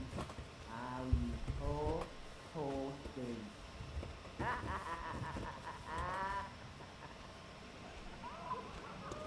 So another like common thread that I've brought up a couple of times. Yeah, they do not give a fuck about you because you're an outsider, right? You're not from around here. Gilbert's not from around here. Gascoigne's not from around here. Like there's all these outsider characters, and that relationship between you being on the outside and then slowly getting deeper and deeper pulled into the world of Yharnam. It's a very sort of it's a very common structure. In the class I teach on literature of otherness, of literature of nonconformity, I would call this the immigrant structure. You have an outsider from outside of an in-group try to go into that group and then rejected, being rejected for not fitting, for some sort of essential traits that can be like deemed and noticed and used as a justification for othering. We're not sure what it is exactly about our character that makes them seem immediately so outsider. That's a mystery. I didn't show you my character. I should show you my character. I literally just tried to make myself. So I made a Matthias. Because I might have to take like screenshots of from, or might have to like pull screen grabs from this stream and put them in my dissertation. So I want to just have a character that looks like kind of professional. So I made a kind of professional character.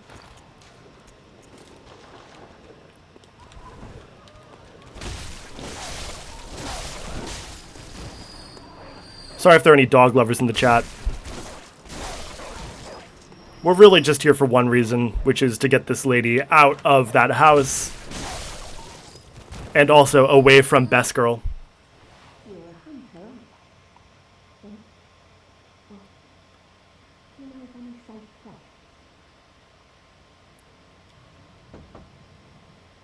I'll bet I have. Yeah, exactly, right? Like, or like, kind of like Lauren-style invaders of the dream. Like you have the host of the nightmare, and then you have outsiders who are entering into that dream. I definitely think the hunter to lucid dreamer angle is absolutely... Wait, do we not know about ISFK yet? Hold on, I have to go back to ISFK.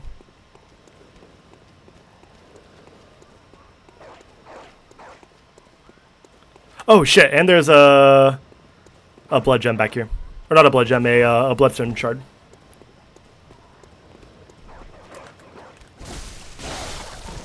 Oh, it's just cold blood, never mind. I'm dumb.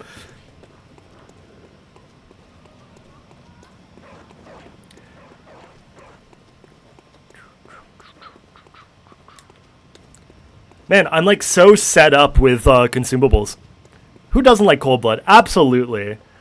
Like, I don't even need to farm these guys. I don't even want to farm these guys. I'll kill this guy, because fuck him.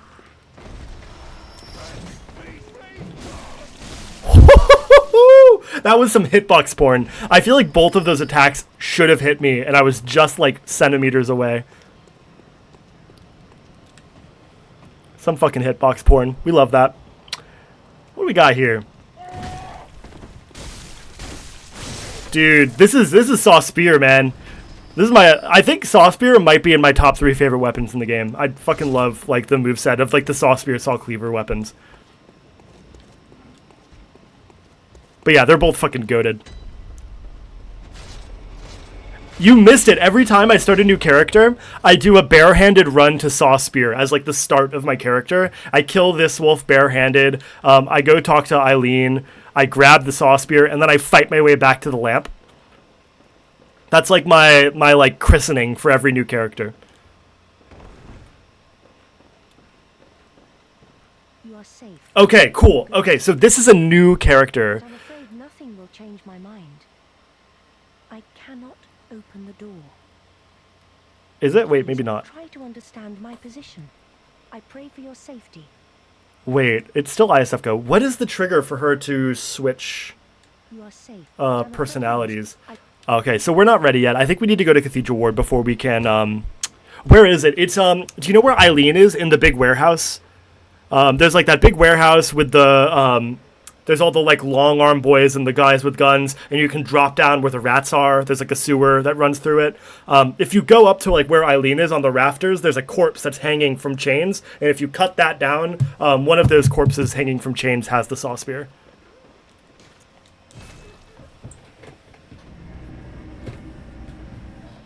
Alright, I think we need to go into the Cathedral Ward. I'm not sure what the trigger is for ISFGO to go bad, or I'm not fully sure what happens to ISFGO. I don't think it's ISFGO that you kill to get the one of the umbilical cords. I think it's someone else, but because her hair color is different. I think if you look through the window glass in the beginning of the game, ISFGO has white hair. She's like an old woman, but the woman you kill later has dark hair. She's like the church hunter that you kill later there, who, like, gets impregnated by the Great One. And I think that the little celestial emissary that you kill, where you were talking to ISFGO through that door that drops the ISFGO's blood vial, I think that's ISFGO. So at some point, ISFGO gets fucking celestial emissaried, and that other church hunter comes in and takes her place, and that's when she tells you, hey, do you know anyone who's looking for a safe place? Boy, do I have a safe place for them. Send them here. Not suspicious at all. I'm not sure what the trigger is for that, but I'm assuming that I have to go through Cathedral Ward. So let's go through Cathedral Ward.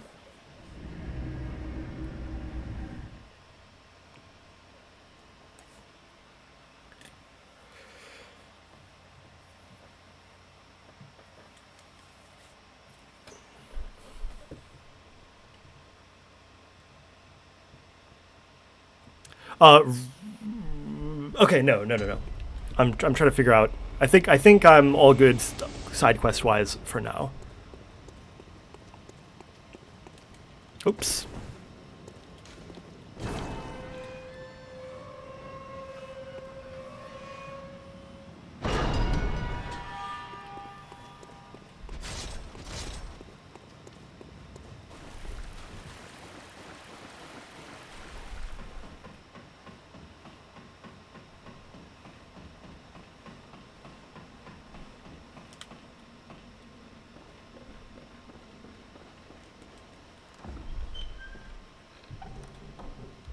Alright, blood gems, let's go.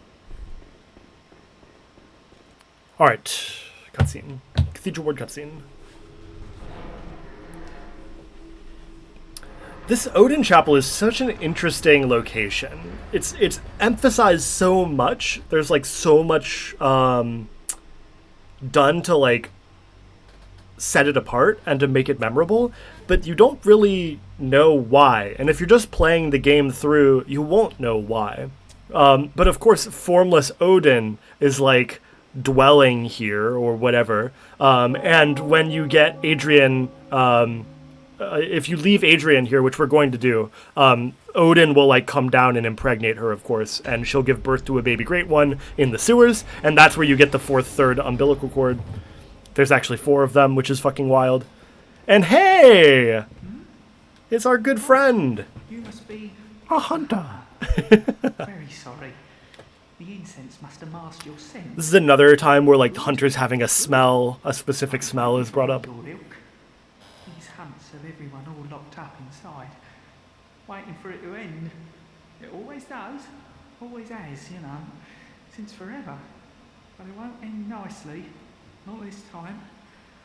Even some folks hiding inside are going bad.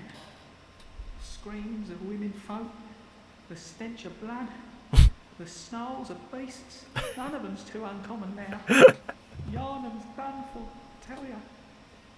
But if you spot anyone with their wits about them, tell them about this here Erden Chapel. They'll be safe here. The incense wards off the beasts. Spread the word. Tell them to come on over. If you wouldn't mind. Of course. I know I shouldn't be. If you happen upon... All right. Of course. Love that guy. All right. I think I'm going to do Old Yarnum. I think that's where we go next.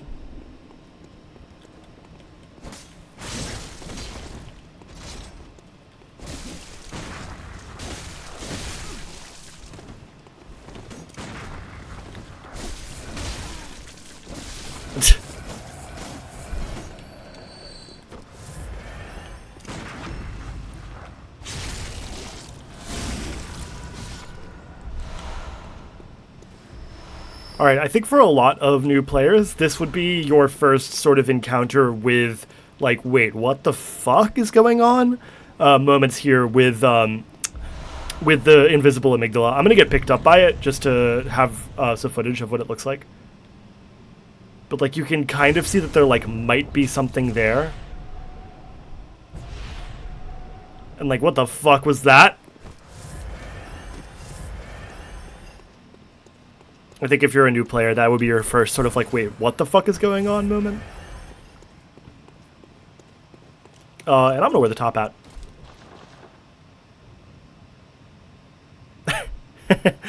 I was saying earlier, it looks like me in like 5 years.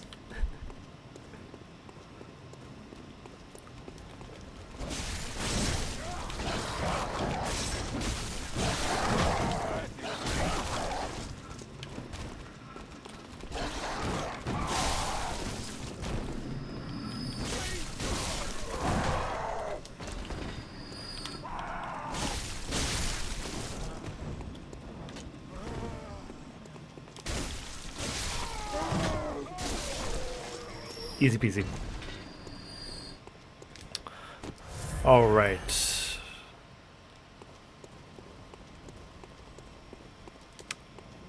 We don't have snatchers yet. We have to kill Bloodstarved beasts, but there will eventually be a snatcher back here.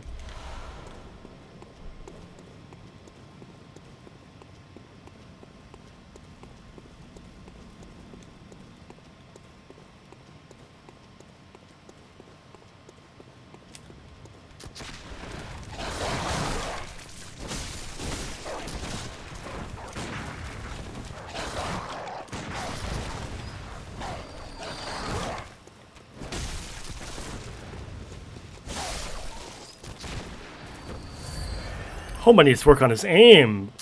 Oh, okay, never mind. Forget I said anything. Alright. Sick. Let's go talk to my boy Alfred. My first playthrough of this game, I, like, attacked him. Like, way back in the OG Turkey Tom days. That was a bad move. You're a beast hunter, aren't you? I knew it. That's precisely how I started out. Oh, beg pardon. You may call me Alfred, protege of Master Ligarius, hunter of vile bloods. So, what say you? Our prey might differ, but we are hunters, the both of us.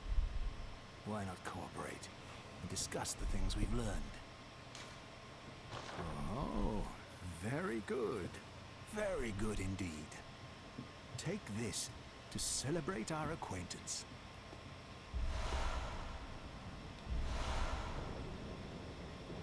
Beast hunting is a sacred practice.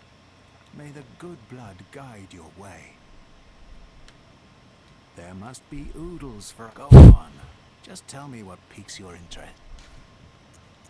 As you know, the Healing Church is the fountainhead of blood healing. Well, I'm a simple hunter, quite unfamiliar with the ins and outs of the institution. But I have heard that the holy medium of blood healing is venerated in the main cathedral, and that counselors of the old church reside in the high stratum of the cathedral ward. If you seek blood healing, and the church is willing, you should pay them a visit. The flesh is willing. Byrgenwerth is an old place of learning, and the tomb of the gods, carved out below Yharnam, should be familiar to every hunter. Well, once a group of young Byrgenwerth scholars discovered a holy medium deep within the tomb. This led to the founding of the Healing Church and the establishment of blood healing. In this sense, everything sacred in Yharnam can be traced back to Byrgenwerth. But today, the college lies deep within a tangled wood, abandoned and decrepit. And furthermore, the Healing Church has declared Byrgenwerth forbidden ground. It's unclear how many of its scholars remain alive, but only they know the password that allows passage through the gate. I bid you farewell. It has been a pleasure. May the good blood guide. So, in terms of like tracing, like what are we doing? Where are we trying to go? Right, our goal is still very much to get to the Healing Church. But now we've been given another lead, right? Byrgenwerth. Everything can be traced back to Byrgenwerth. So if the Healing Church doesn't work out, it becomes clear that Byrgenwerth would be our next best place to go. And indeed, the church does not work out. We don't know how to get upstairs to the Upper Cathedral Ward.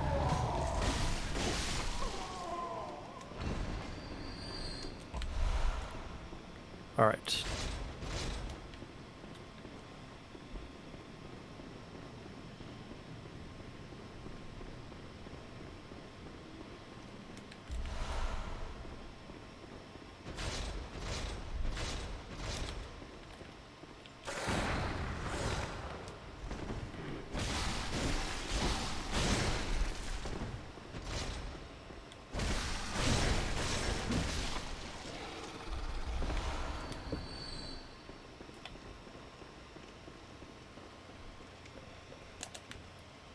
There's a speedrun strat where you can jump that railing.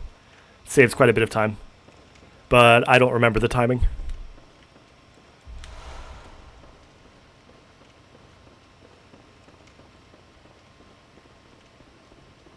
All right, Old Yharnam. I think Old Yharnam, in terms of like lore, is one of my favorite locations in the game. I think Old Yharnam is very interesting. There's a lot of complexity. The relationship with Jura is super interesting. In this playthrough, I'm gonna not kill Jura. I'm gonna make friends with Jura later after I go to Yargul and the Hypojin Gowl.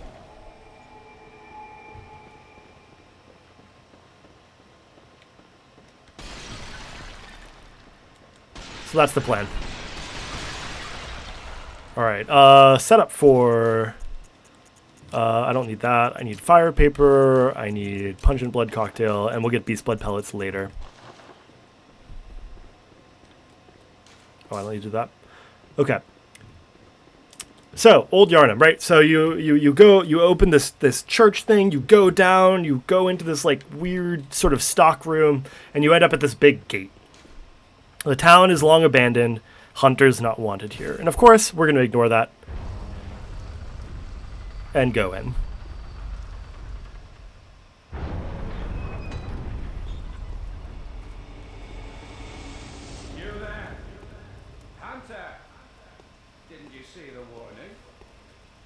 Turn back at once.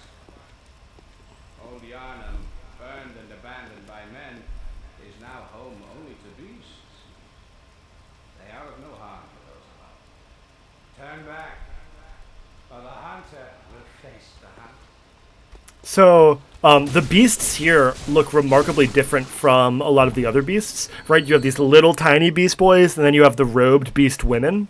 I think literally the beasts that you kill here are like women and children. I think these are women and children, and the beasts, women and children that have turned into beasts that were spared the burning of Old Yarnum. So yeah, it's kind of fucked up that you come here and just kill them all, but hey, a hunter must hunt, right?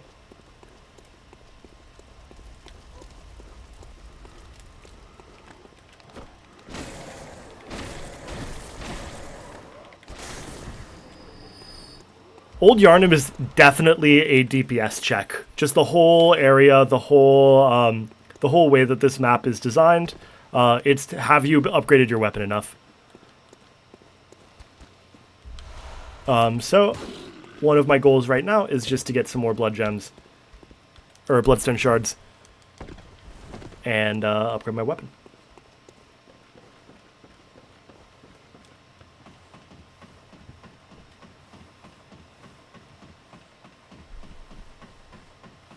Especially because we turned in the brooch to the girl. That's one of the best early game blood gems, and I just traded it away for a quest.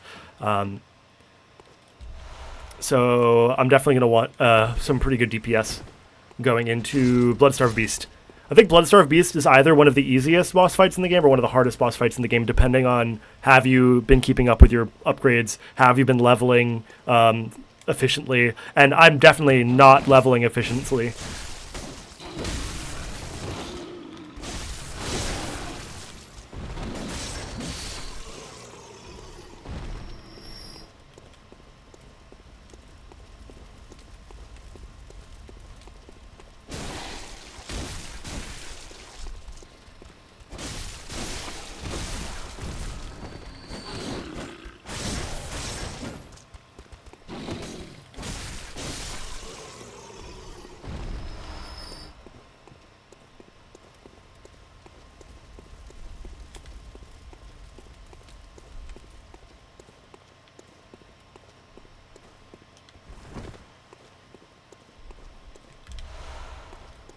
So about the map design of this area, I mean, obviously you can see him.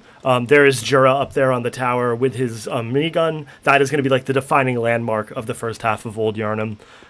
You have a view of him almost everywhere, which of course means that he has a view of you almost everywhere, and he will take those shots.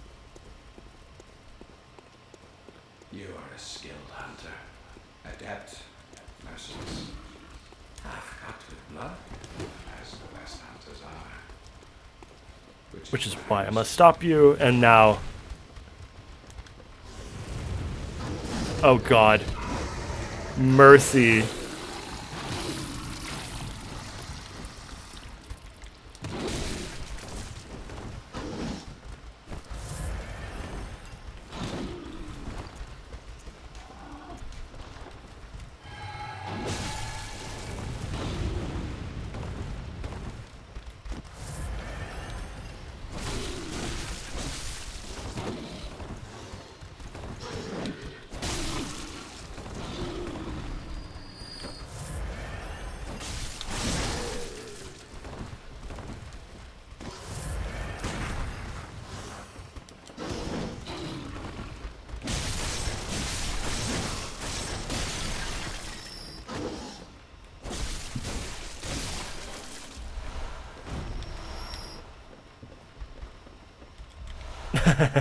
Some well-placed antidote. I should equip that as well.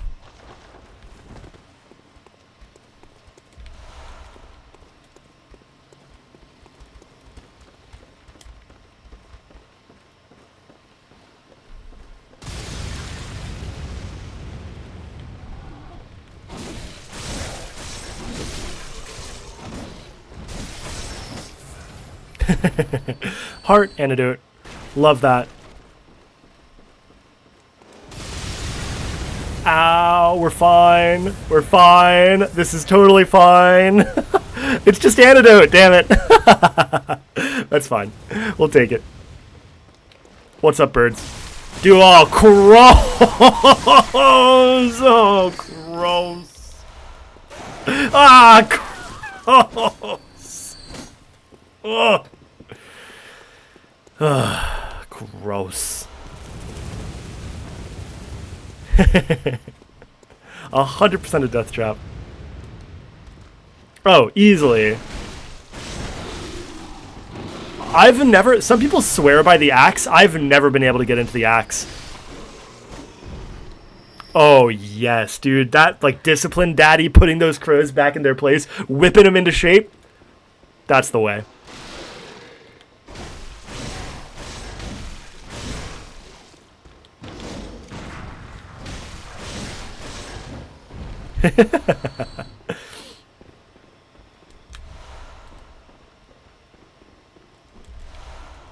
Dude, Dan's Discipline Daddy character, I would have loved to have seen like a proper, like fully fleshed arc of Discipline Daddy, but it didn't last.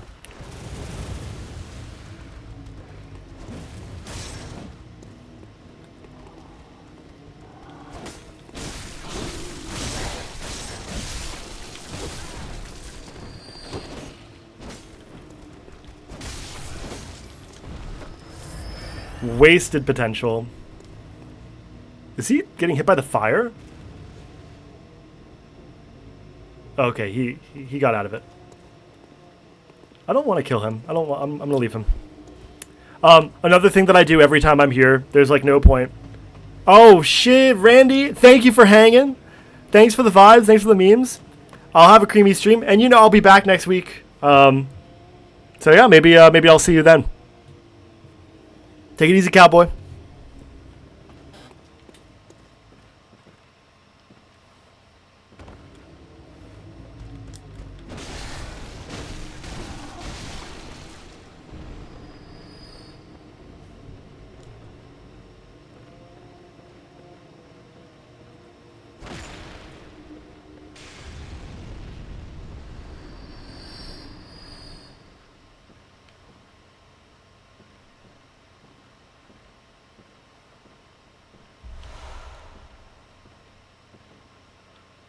I think the placement of Madman's knowledge is interesting. You usually find them in places that do have some sort of like lore implication. So like here, someone like witnessing the flaying of the Bloodstarf beast down there would probably gain some Madman's insight.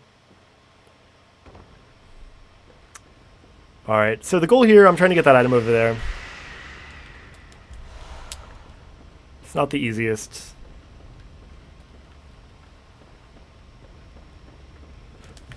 Oh, but we did it first try. Easy peasy. Give me those bloody messenger head bandages.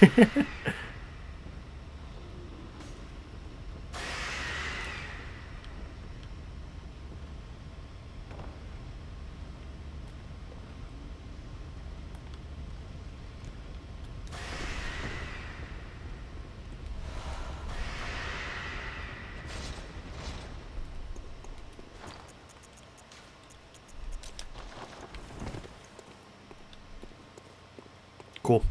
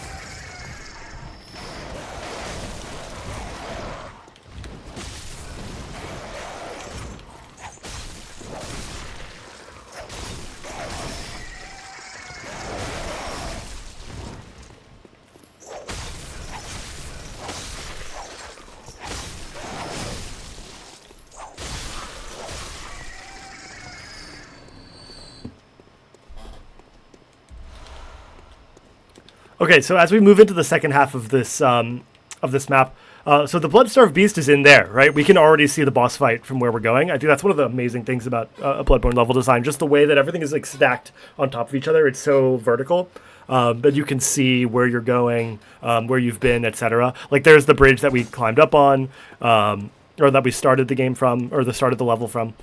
Just really, really interesting level design. I think this area can be very confusing though, because this little side passage here can be hard to find. I think a lot of people don't know how to continue from here, or they get confused.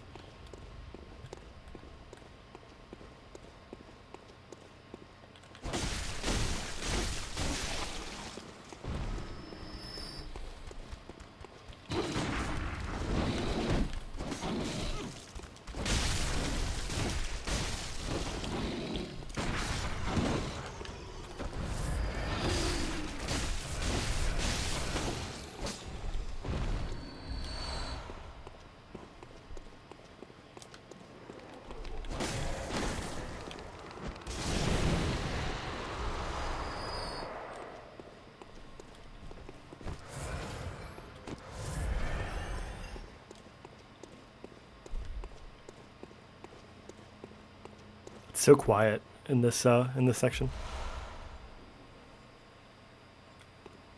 Like back in Central Yarnum, there was so much noise, so many people like screaming, cursing, crying, laughing, pounding on doors, rattling chains. But here, it's like this like grave silence. Of course, we have the sound of the beast.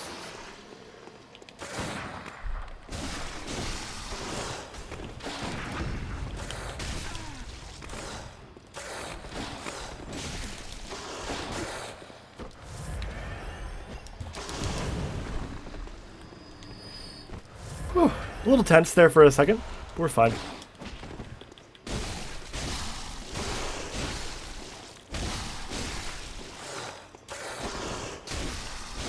Ooh, nice. We have so many bloodstone shards. We're definitely ready to upgrade our weapon to +3.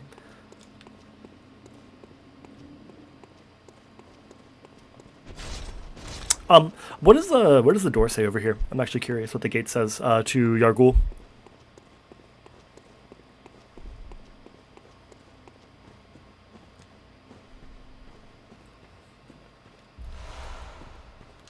Does not open from this side. Okay, nothing unique. Parl is over there. Dark Beast Parl. We'll come back here much later. Not that much later. At this pace, maybe a couple hours. we're kind of trucking. For my slow playthrough, this is really going fast.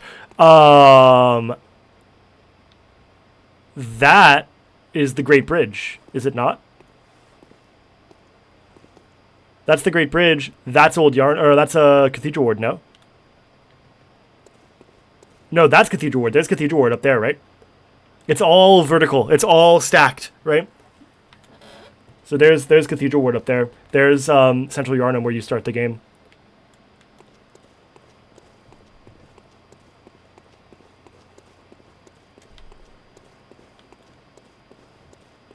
We're here for the Beastblood pellets.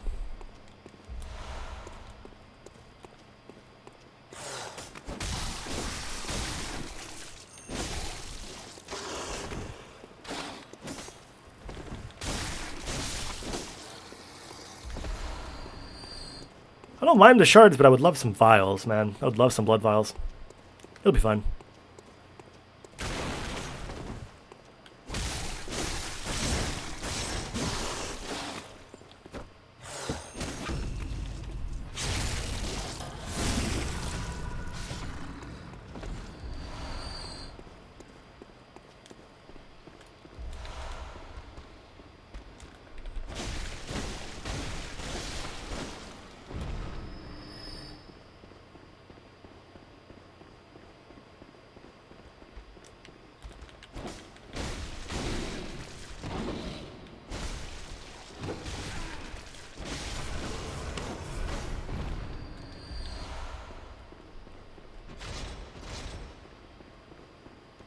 Alright, with that, we have our shortcut opened.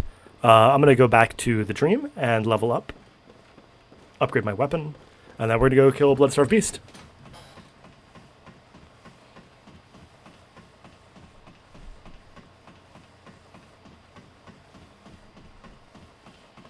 if I can kill Amelia today, if I can get as far as Vicar Amelia, I think that would be a good day one of Bloodborne streaming.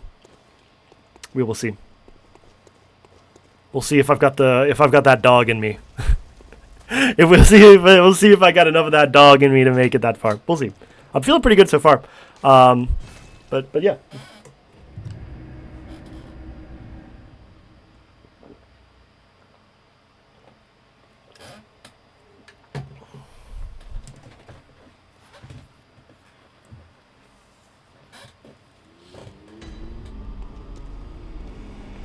Welcome home. Actually, I'm going to level up first, or upgrade my weapon first.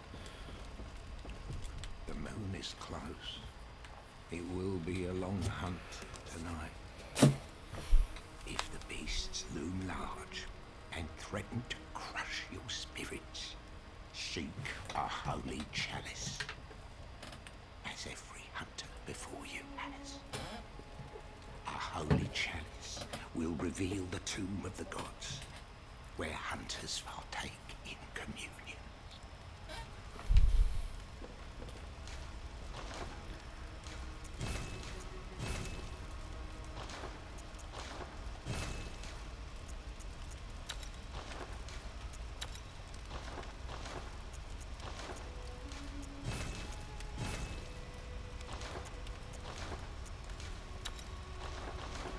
All right.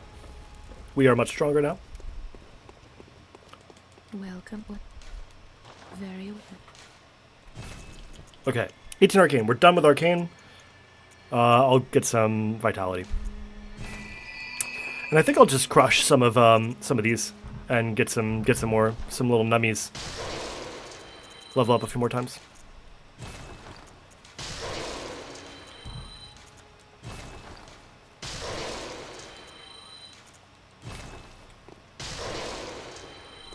Welcome. Very well. All right. Cool. Let's go over here. Buy some bullets. Cool. All right, I feel pretty confident about taking on Bloodstar Beast. We should be fine. Let's do it.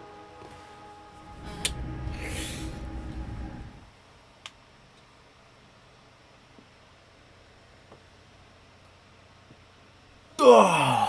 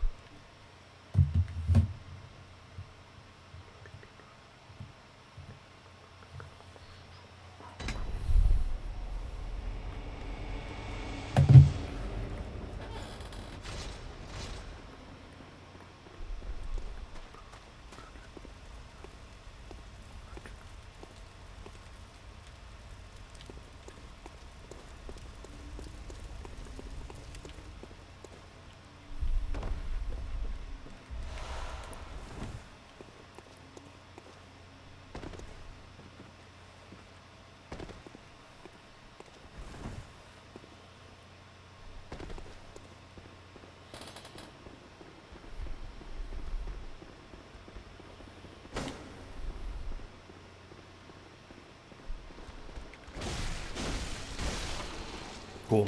Yeah, we do a lot more damage. That's exciting. Bloodstar Beast should be... ain't nothing but a thing.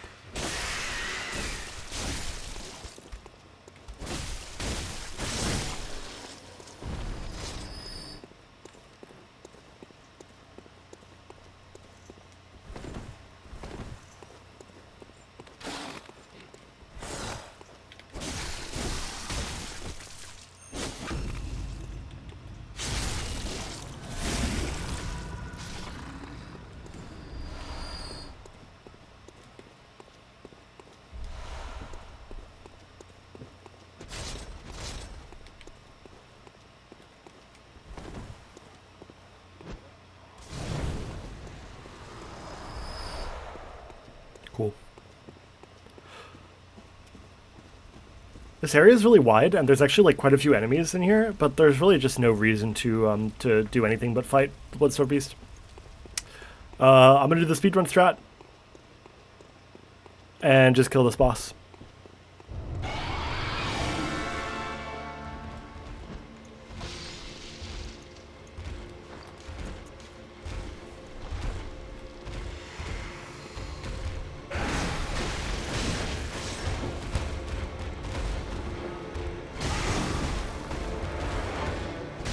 Oh, did I not fire paper? Wow.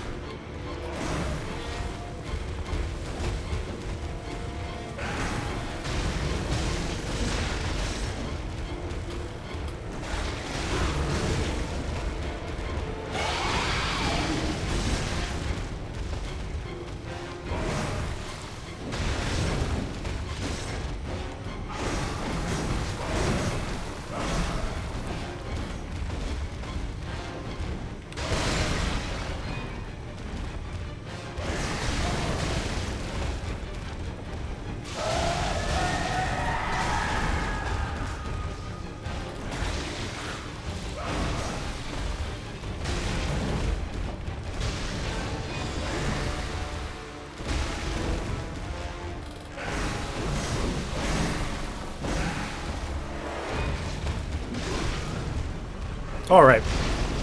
Not bad at all. Not bad at all. Can't believe I forgot to put Beast Blood pellets in there. Didn't end up mattering, but just funny. Just goes to show that it's like been a while since I've played this game and I'm a little sloppy doing things like that, but hey, didn't even matter. Almost hitless. I think he just hit me once or twice.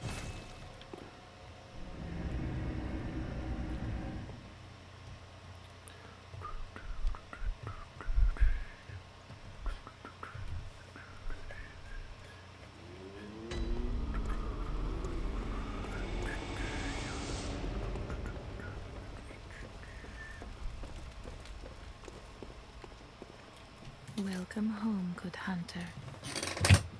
What is it you desire? Very well, let me.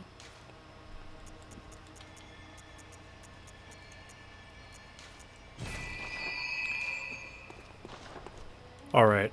I mean, I'm just gonna sell something. Never mind. It's fine. I don't care enough. Okay, I kind of want to go back and see if now I can, if ISFK has changed. I wonder if killing Vicar Amelia is the sign. I might just wait until I kill Vicar Amelia. The other thing I could do is go back and check on the girl and see if she wants to know of a safe place. Let's do that. Let's just run around Central Yarnum real quick and just double check things.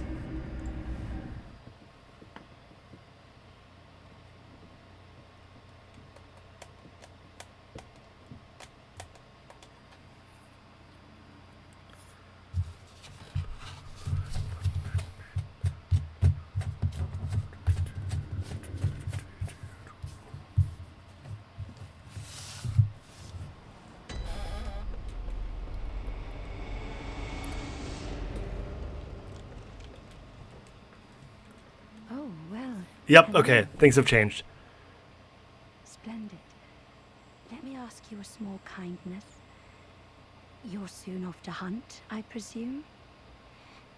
Then, if you find any survivors, tell them to seek Yusefka's clinic. Upon my Hippocratic oath, if they are yet human, I will look after them. Perhaps even cure them. This sickness, these beasts, they are not to be feared. This time the night is long. I may be trapped here, but I should do something to help.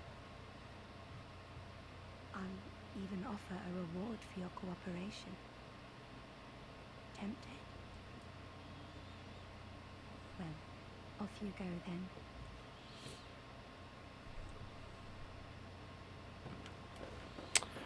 All right, so the switch has happened. Maybe it's going to Old Yarnum is the queue. At some point, ISFK gets replaced by whoever this is. Maybe this is still ISFK. I'm not sure. We'll have to check out the evidence once we go up there.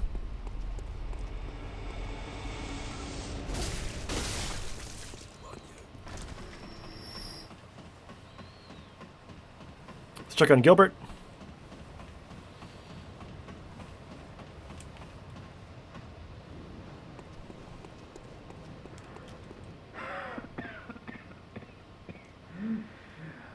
You needn't concern yourself with me. I'm afraid I'm of little help now. But before I did this, I made no use of it, but perhaps you. What afflicted me was incurable. But this town gave me hope. Their strange blood bought me time. I was most fortunate.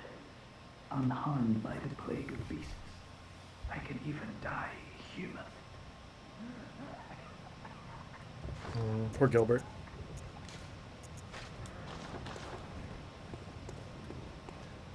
Oh no, this one.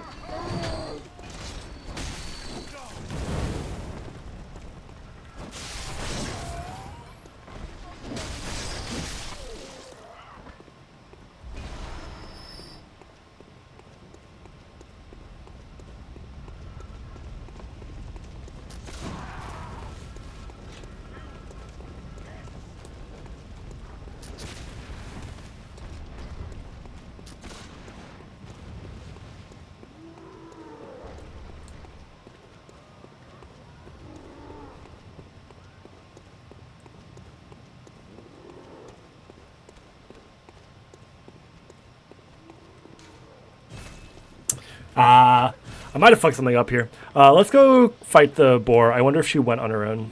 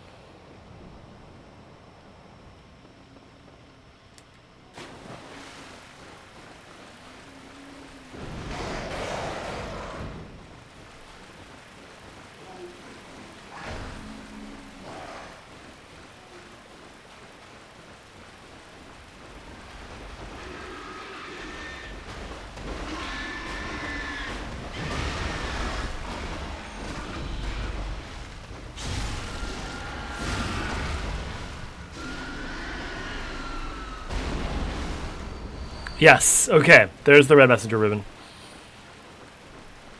She does go on her own. Okay.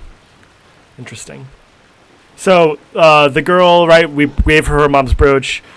She fled and got eaten by the boar. A sad end to a sad tale.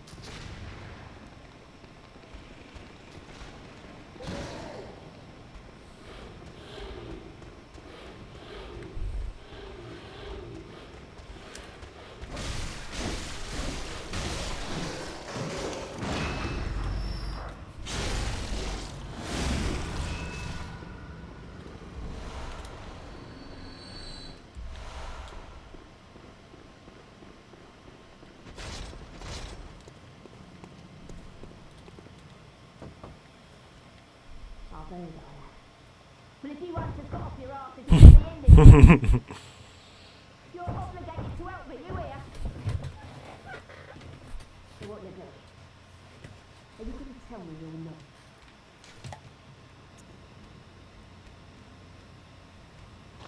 What do you know? And outsider worth a lick of salt. Well, don't just stand there. Don't you have work to do? Go slit some throats. Get this mess done with. Okay, I think that that wraps up everything that I wanted to take care of in Yharnam for the time being. We will be back. Let's do this.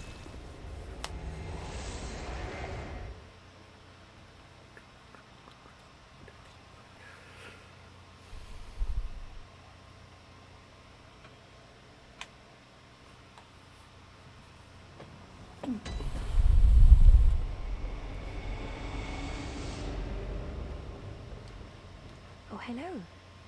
You're all right. Very good. She's safe with me now. I presume you're to thank? The treatment is going well. Stabilized, for the most part. Fascinating, really. Here you are, as promised. Oh, thank goodness you came. Be a dear.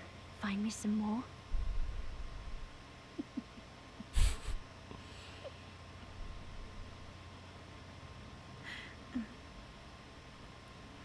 Terrifying.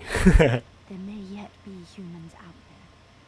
If you find them, I endeavor to treat every so please.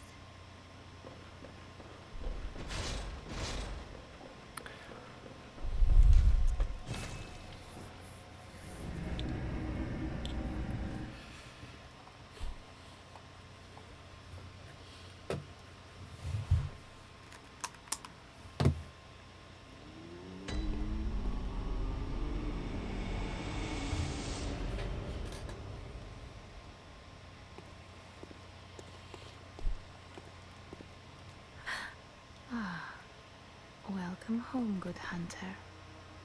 I must have drifted off. What is it you desire? Very well. Let the echoes become yours. Let me stand close.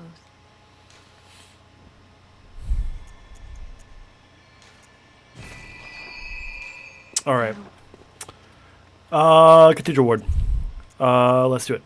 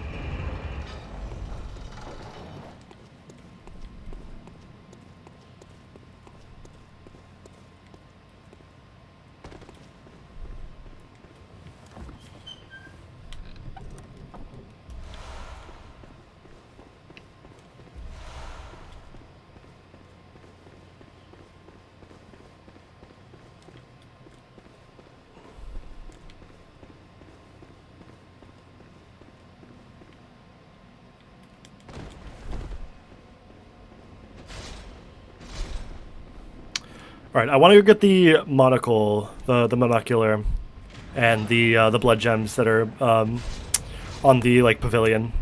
So let's go do that.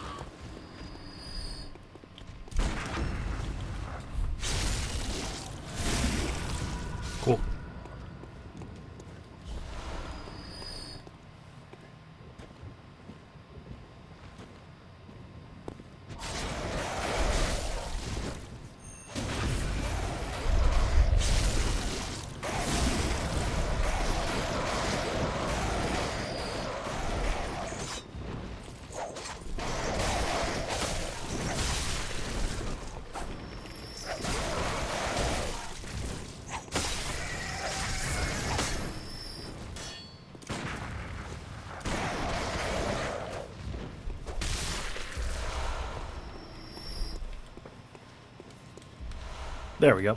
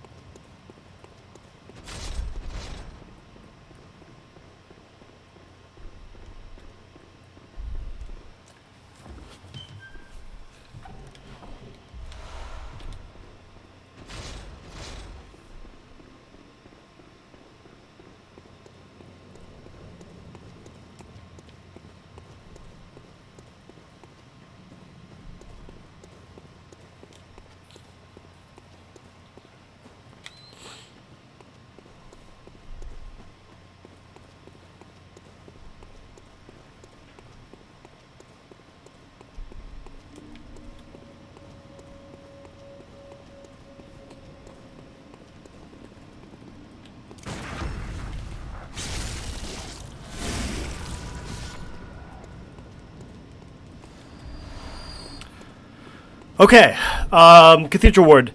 I always go this back way. I find it to be the more interesting route instead of spending the 10k on the emblem. I think this is a really cool way to go through Cathedral Ward. So we'll be doing this way. The other important thing is we get the fire gem and the radiant hunter emblem, radiant sword emblem. Just a lot of important things are in this side passageway, so it's just a good idea to clear Old Yharnam and come here first.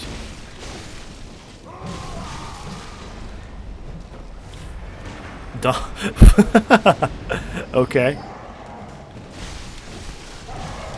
Oh my god. Got a little cooked there. I'm gonna grab a beer. I'll be right back. I'm a little, you know. I'll be right back.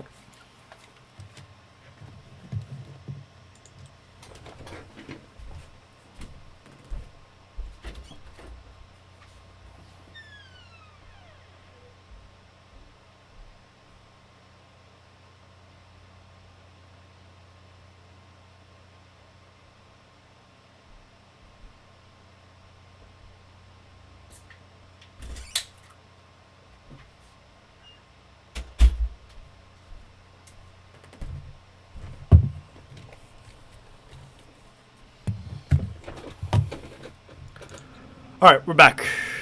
Let's run that back. Let's run that back.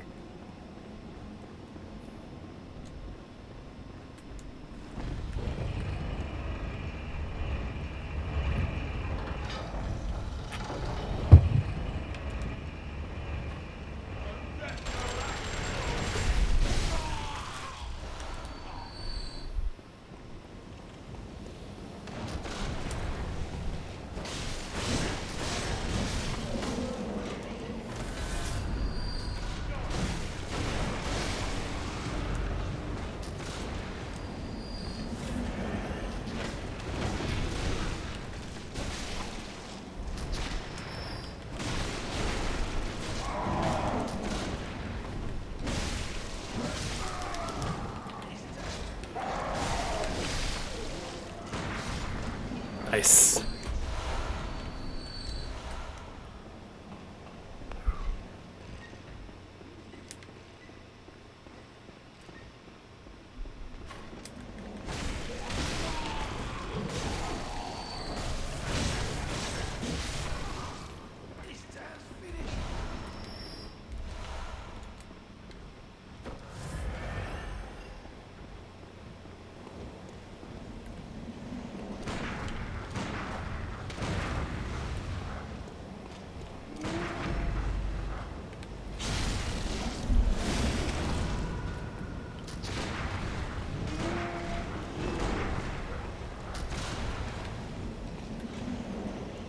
Who's got time for those boys, am I right?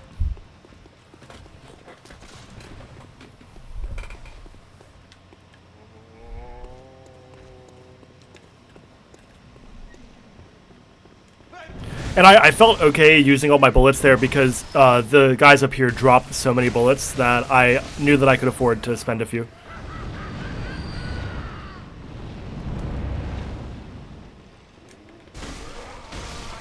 That didn't work so well for him. See, we're already back to full bullets.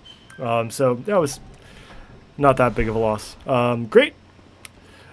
I don't know if I'll end up using Ludwig's Holy Blade. A lot of people agree that the Ludwig's Holy Blade is like the objective best weapon in the game. I don't know if I agree with that. But it's certainly in the top 3. It's just a very powerful weapon. It's very powerful and it's very versatile. Like, why did they give it S arcane scaling or whatever? It's just like wild. I think it's a like pretty fun weapon, but the moveset is kind of stale. Like, it's kind of bland. So I'm not sure if I'll use it or not. But it is definitely, like, objectively though. What are you doing here? Oh my god. I've never seen that before. Holy shit. But he drops vials. He's very humble and drops vials for me. Alright. This place sucks if you don't know what you're doing.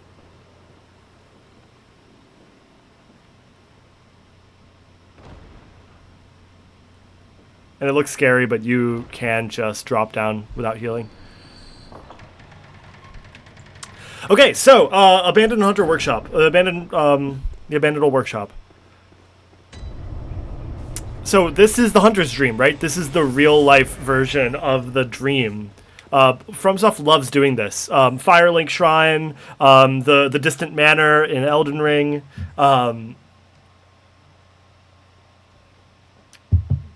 like kind of like the Hirata Estate in Sekiro. There's a lot of these like dream locations that end up getting a real-world equivalent. I'm going to sell the doll's clothes. This is a speedrun strat. If you don't know this strategy, these clothes are worth a lot of echoes. And so you can level up a whole bunch. So there is the real-world doll. Here she is, an abandoned doll.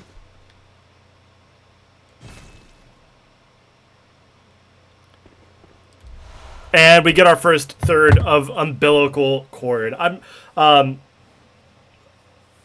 going to be reading some item descriptions. I'm not going to read the item description of every item, but I am definitely reading each of these umbilical cords item descriptions when we pick them up, so that we know for sure which one has which, because they all have different descriptions. 1/3 of umbilical cord. A great relic, also known as the cord of the eye. This eye imagery returns, right? Every infant great one has this precursor to the umbilical cord. Every great one loses its child, and then yearns for a surrogate. The third umbilical cord precipitated the encounter with the pale moon, which beckoned the hunters and conceived the hunter's dream. Used to gain insight, and, so they say, eyes on the inside, although no one remembers what that truly entails. Interesting stuff. As the game goes on, I'll talk more about, or well, I'm sure we'll see more of the birth imagery. Pregnancy, menstruation, birth, placentas, a lot of this birth imagery and very visceral birth imagery. I think this game can be read as a critique of reproductive futurity, which is a concept that I'll go more into as the game goes on. But this idea that women's value to society is to reproduce whether or not she wants to, that like a woman is only truly productive in society if she is reproductive. I think this game is critiquing that problematic viewpoint through this sort of exploration of the Great Ones and their search for a surrogate and their the unwilling impregnation of various women that we meet in the world. But we'll be getting into that more as we find the other umbilical cords.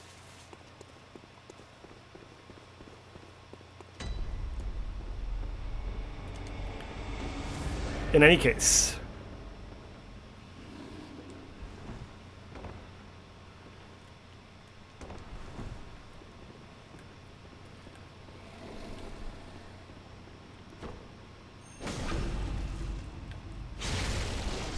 Don't be intimidated by this guy. Just go up and smack him in the ass. It's easy. It's easy. Not worth your fears.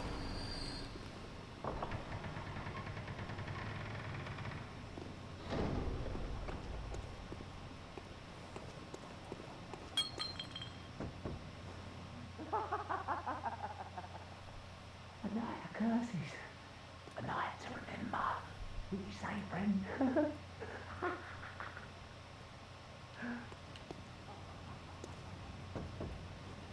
A night of curses.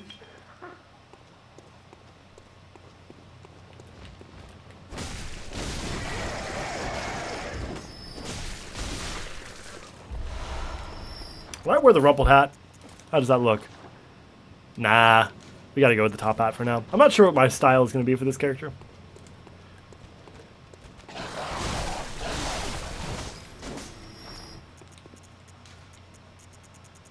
Ooh, no poison knives yet. Okay, that's usually one of the best ways to take out the these snatcher guys. Yeah, I think right now I'm just gonna ignore him. I don't want to go to Hypogean Gal right now.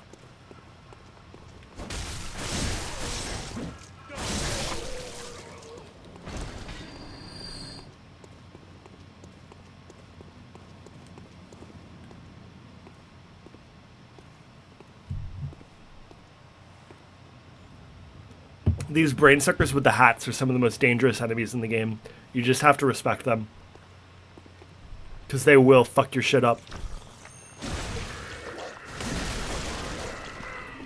But they're weak to stab, so just poke them and kill them. And that is what we're here for, the Fire Blood Gemstone.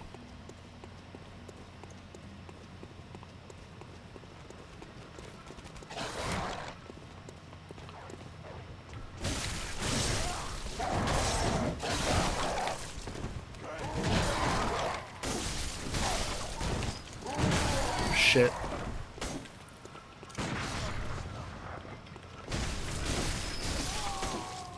Okay. Whew.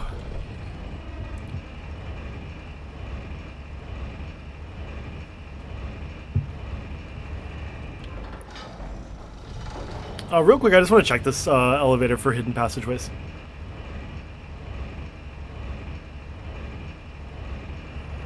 Okay.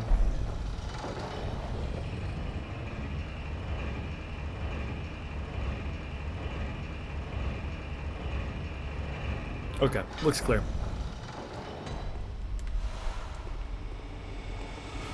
All right, we're in Cathedral Ward proper. That's the skip. If you don't want to spend the 10k echoes to buy the emblem, that's how you skip it. You have to kill Bloodstarved Beast first, which you should do anyways. Just go to Old Yarnum. Don't be scared. A hunter must hunt. Don't let Jura scare you off.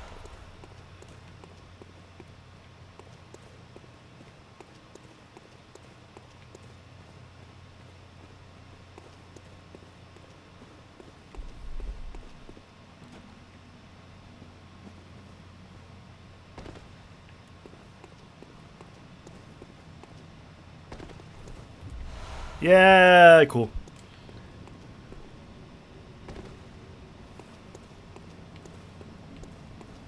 All right.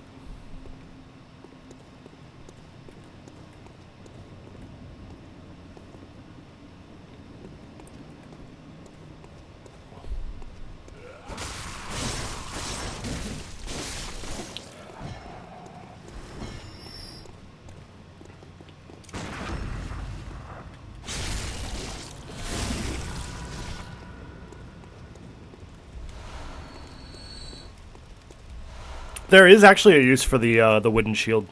It's very good against specifically one hunter fight late in the game, which we will be doing because we're doing Eileen's quest line.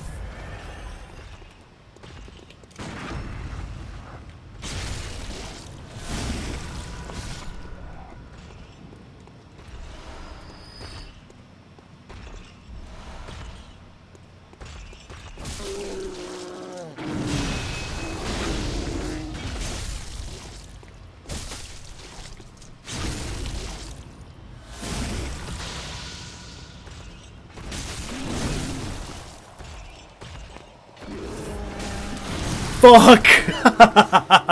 That guy fucked me. All good. Heck.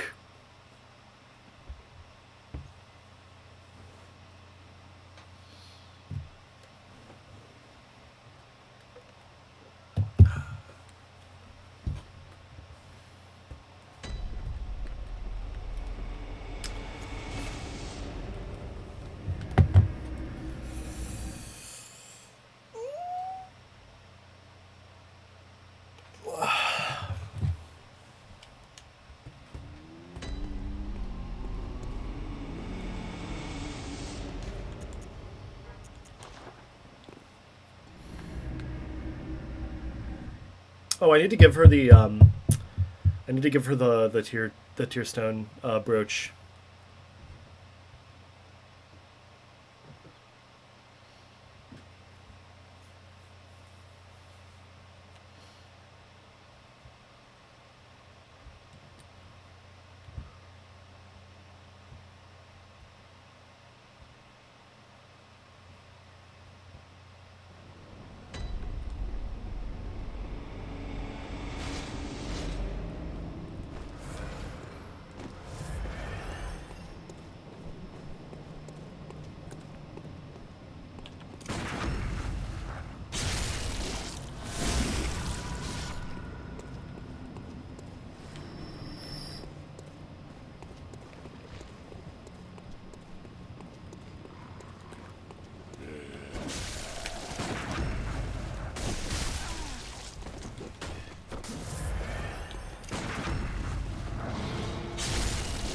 Man, I have so much insight. Holy shit.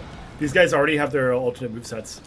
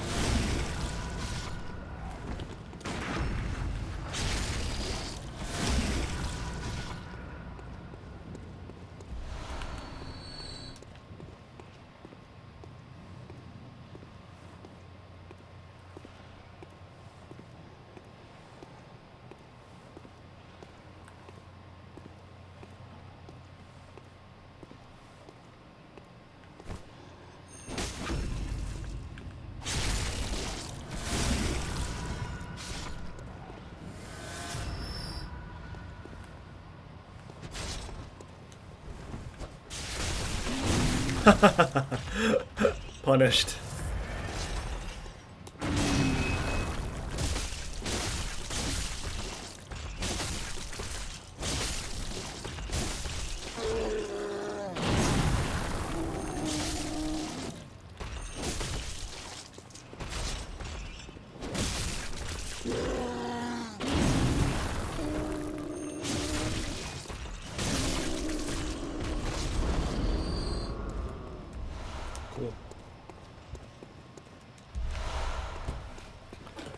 So, Eileen, if you want to do Eileen's questline, you have to open the 3 gates. There's 3 gates in Cathedral Ward. There's the one that we opened when we first came down off the elevator. There's this one, and then there's another one across the courtyard. If you open all 3 of those gates, Eileen will spawn outside of Odin Chapel. And you can proceed through her questline that way.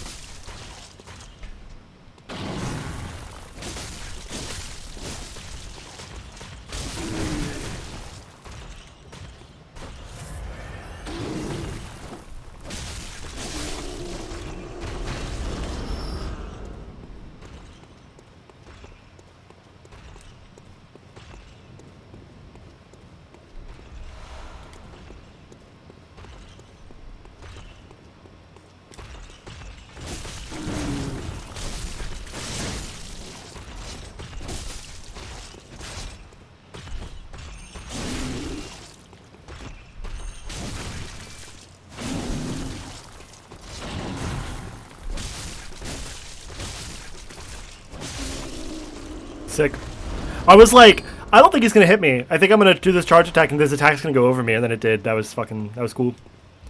Alright, important things going on down here quest-wise. Things that I want to accomplish in this area. I definitely want to do Adriana's quest line. She's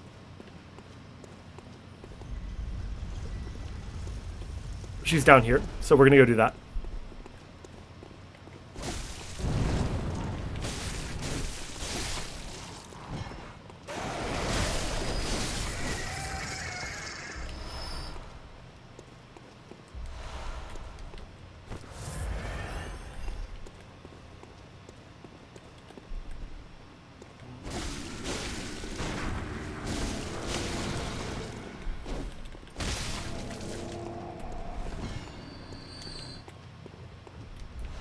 Nice. Poison knives are really important for the upcoming fights. Hold on, let me reorganize this stuff.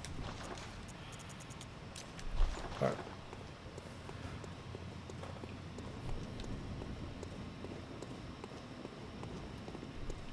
All right.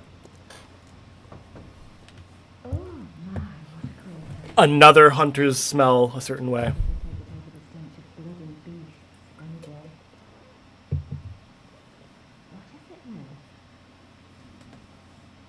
I'm off during hunt, so if that's what you're here for, I'll leave you to your own devices. If that doesn't do it, come back in the morning.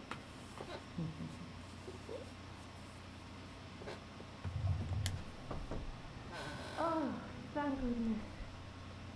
You're a hunter, right? Might you know of a safe place? The night is long, and a very little of the incense left. Please, there must be some nice place to run off to. We definitely send her to Odin Chapel, not Iosefka. We do not want our gal, Ariana, turning into a celestial being. We want her at Odin Chapel for plot shit.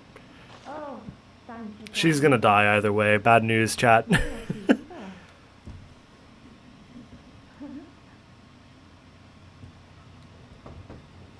Oh, maybe I'll see. You're not from around here, are you? More outsider, more othering. Outsider who's come to join the hunt? What a pathetic idea. You what? What, you think I'm a beast? Well, maybe I think you're a beast. And step away from our castle. Okay. This is his little castle. A nice little flat.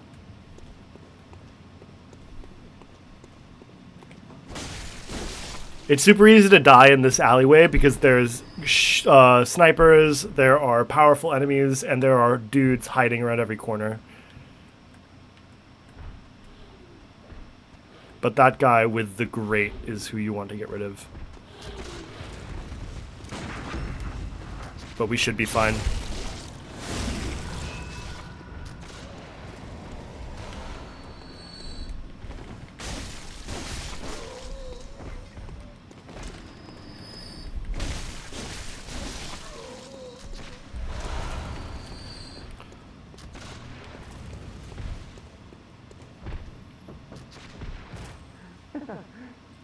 Praise you.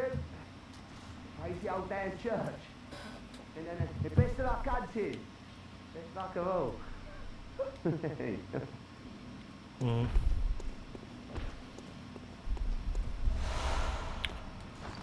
All right.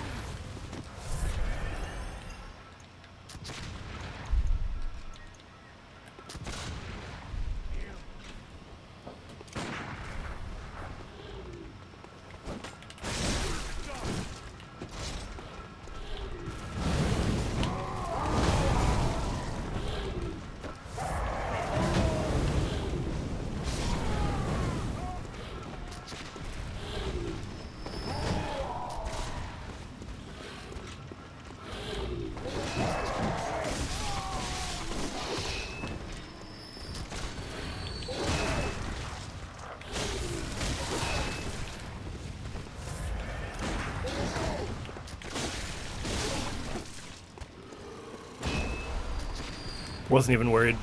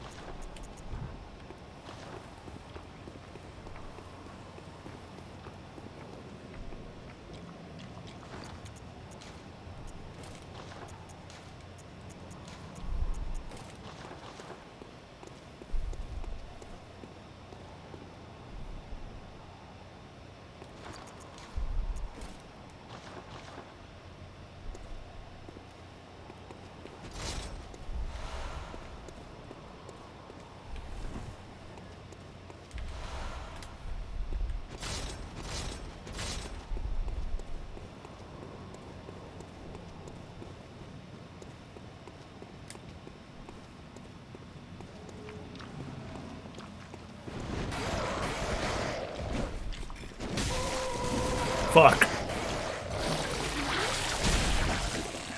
Disaster.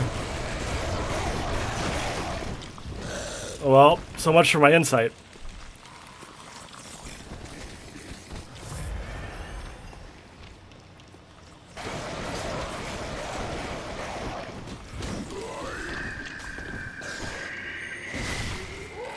Okay.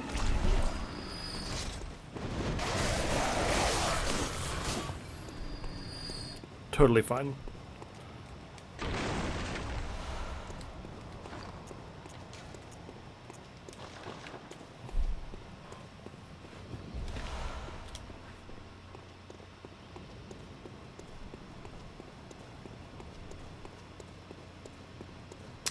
All right, now that everything's opened up, Eileen should be spawned. We can get her quest line going.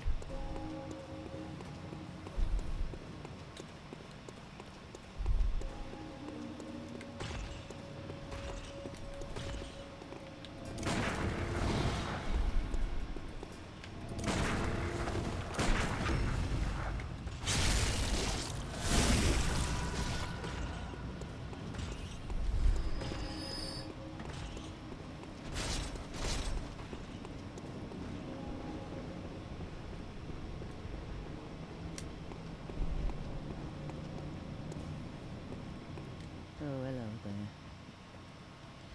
Perfect timing. I must warn you not to go near the tomb below Burden Chapel in the Cathedral Ward. Henry, an old hunter, has gone mad. And he's my mark. Shh. Oh. Alright, so let's do exactly the opposite of what Eileen told us to do.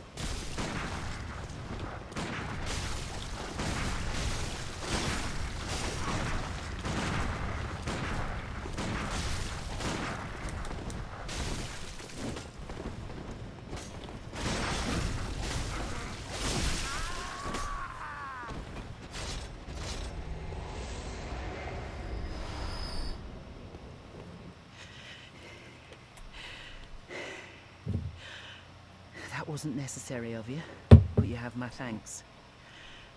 We made it with our lives. You're not bad at all. You must have killed Gascoigne as well, then. He was falling apart, and I'm sure it had to be done. But try to keep your hands clean. A hunter should hunt beasts. Leave the hunting of hunters to me.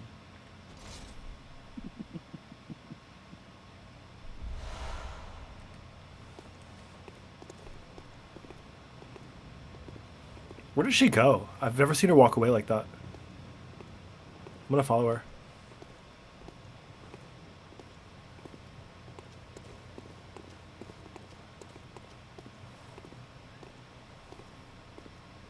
Oh, does she just hang out here? Okay. All right, I'm gonna go back to the Hunter's Dream. I'm gonna level up. I'm gonna upgrade I'm gonna level up. And we're gonna fight Vicar Amelia. And then I think that'll be the end of the stream. That was a nice early game Bloodborne. If we can get through Vicar Amelia, that's like where I consider the end of the early game, the beginning of the mid game. Welcome. What is it? Very well, let me.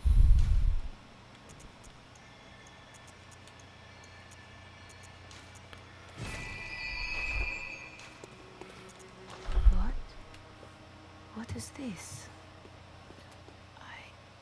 I can't remember. Not a thing, only I feel a yearning, something I never felt before. What's happening to me? Tell me, Hunter, could this be joy?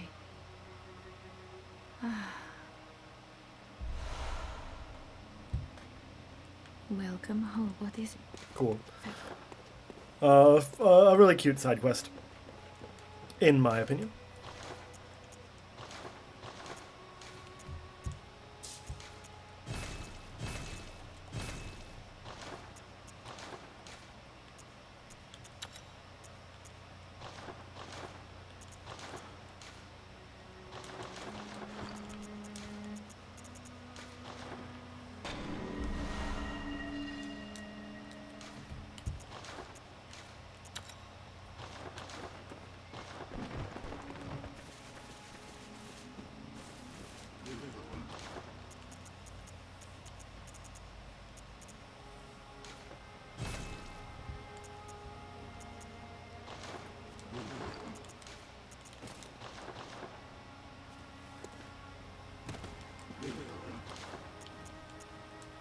All right, I'm gonna sell the doll clothes.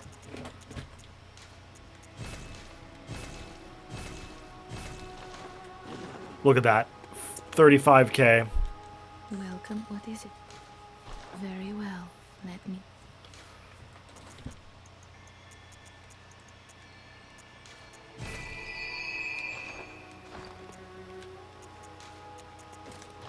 Farewell, good.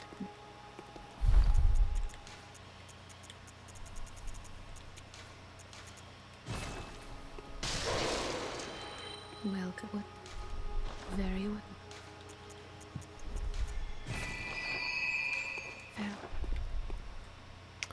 Okay. I want a lantern.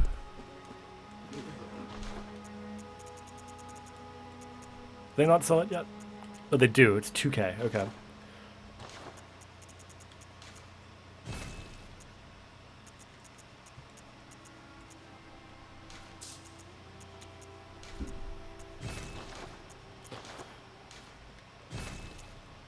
All right.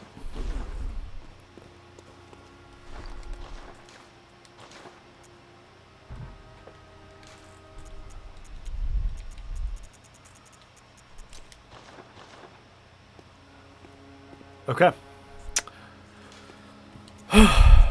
Vicar Amelia. I think this is another one of those bosses that can be a brick wall to new players. If you're not ready, if you haven't been upgrading your weapons, if you haven't been leveling up, Vicar Amelia is just going to check you at the door. She's going to gear check you. Another thing about Vicar Amelia is that she forces you to play the fight by her rules. She's one of a few fights in Bloodborne where you really have to play the fight by its rules. Rom is another great example of this. For Vicar Amelia, you have to go for the limbs. Bloodborne has an extensive limb damage mechanic, and Vicar Amelia is the boss that most exemplifies that. But here is our gal, another one of my favorite characters in the game. Oh, hello, dear. You weren't lying. This is a safe place. Thank you. I'm in your debt. I'd like to tender my thanks, but I haven't much to offer. All I can give is my blood. But would you even take a horse's blood? Oh, good. Come close, dear. Don't worry. This isn't the first time.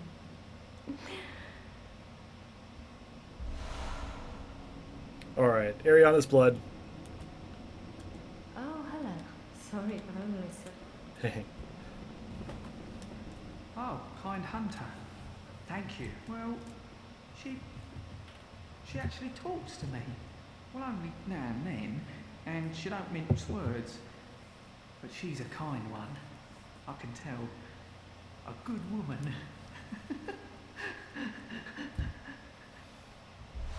Triumph. Alright.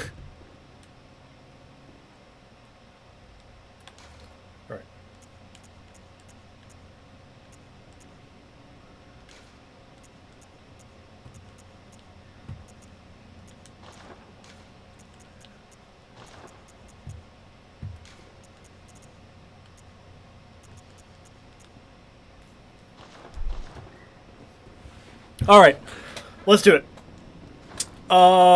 The other thing that I want to do, I'm going to wait to go to Hypogean Gowl.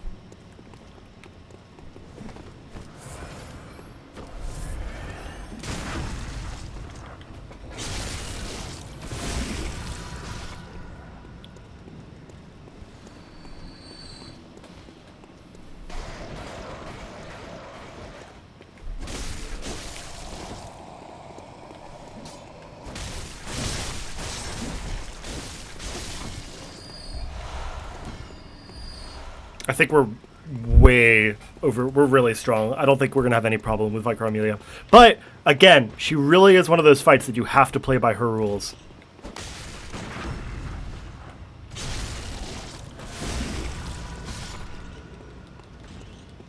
If you're not ready, she will send you packing.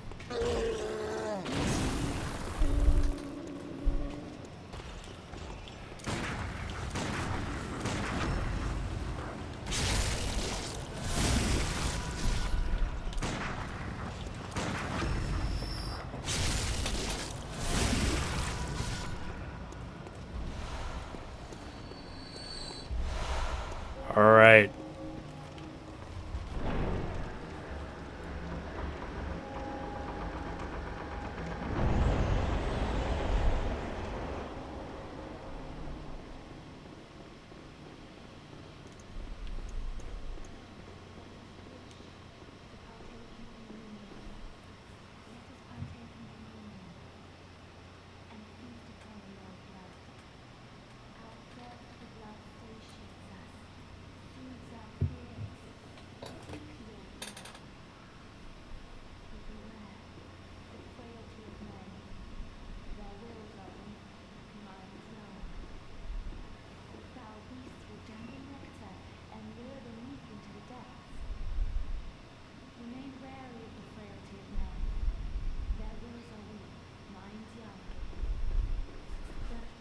Okay. Vicar Amelia.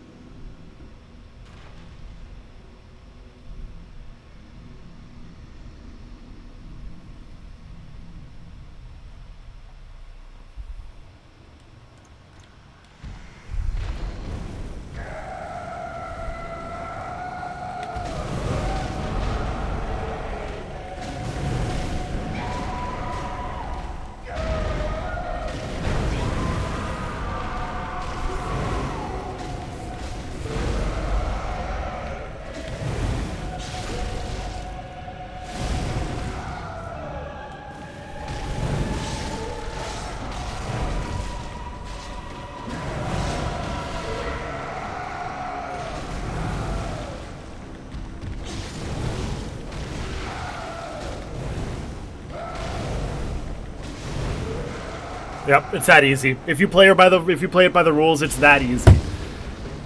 Just go after her limbs. Done. All right, let's watch this last cutscene. Another fantastic cutscene, and then I'm gonna call the stream.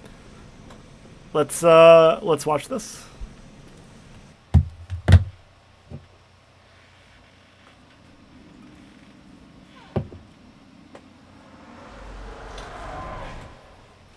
Master Willem, I've come to bid you farewell. Oh, I know. You think now to betray me. No, but you will never listen. I tell you, I will not forget our adage. We are born of the blood, made men by the blood, undone by the blood. Our eyes are yet to open. Fear the old blood.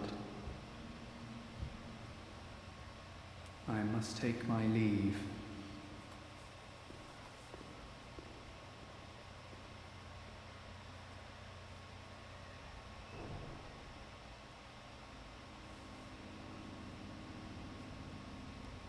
By the gods, hear it once.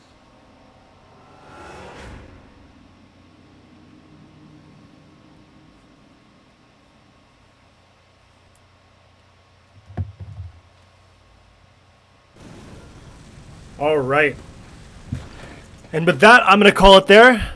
Thank you so much for hanging out today, if you were here hanging out. And maybe you'll join me for the rest of June. I will be playing this game. Maybe doing some Chalice Dungeons, doing a playthrough of the Japanese version after I finish this playthrough. We're going really quick, but we have the DLC still ahead of us, which I know will take time. I might even do some Chalice Dungeons. We'll see. But that'll be all for now, folks. Take care, enjoy the day, and I will see you all. I'm going to take the day off tomorrow, but I'm going to be back on Monday. Bye!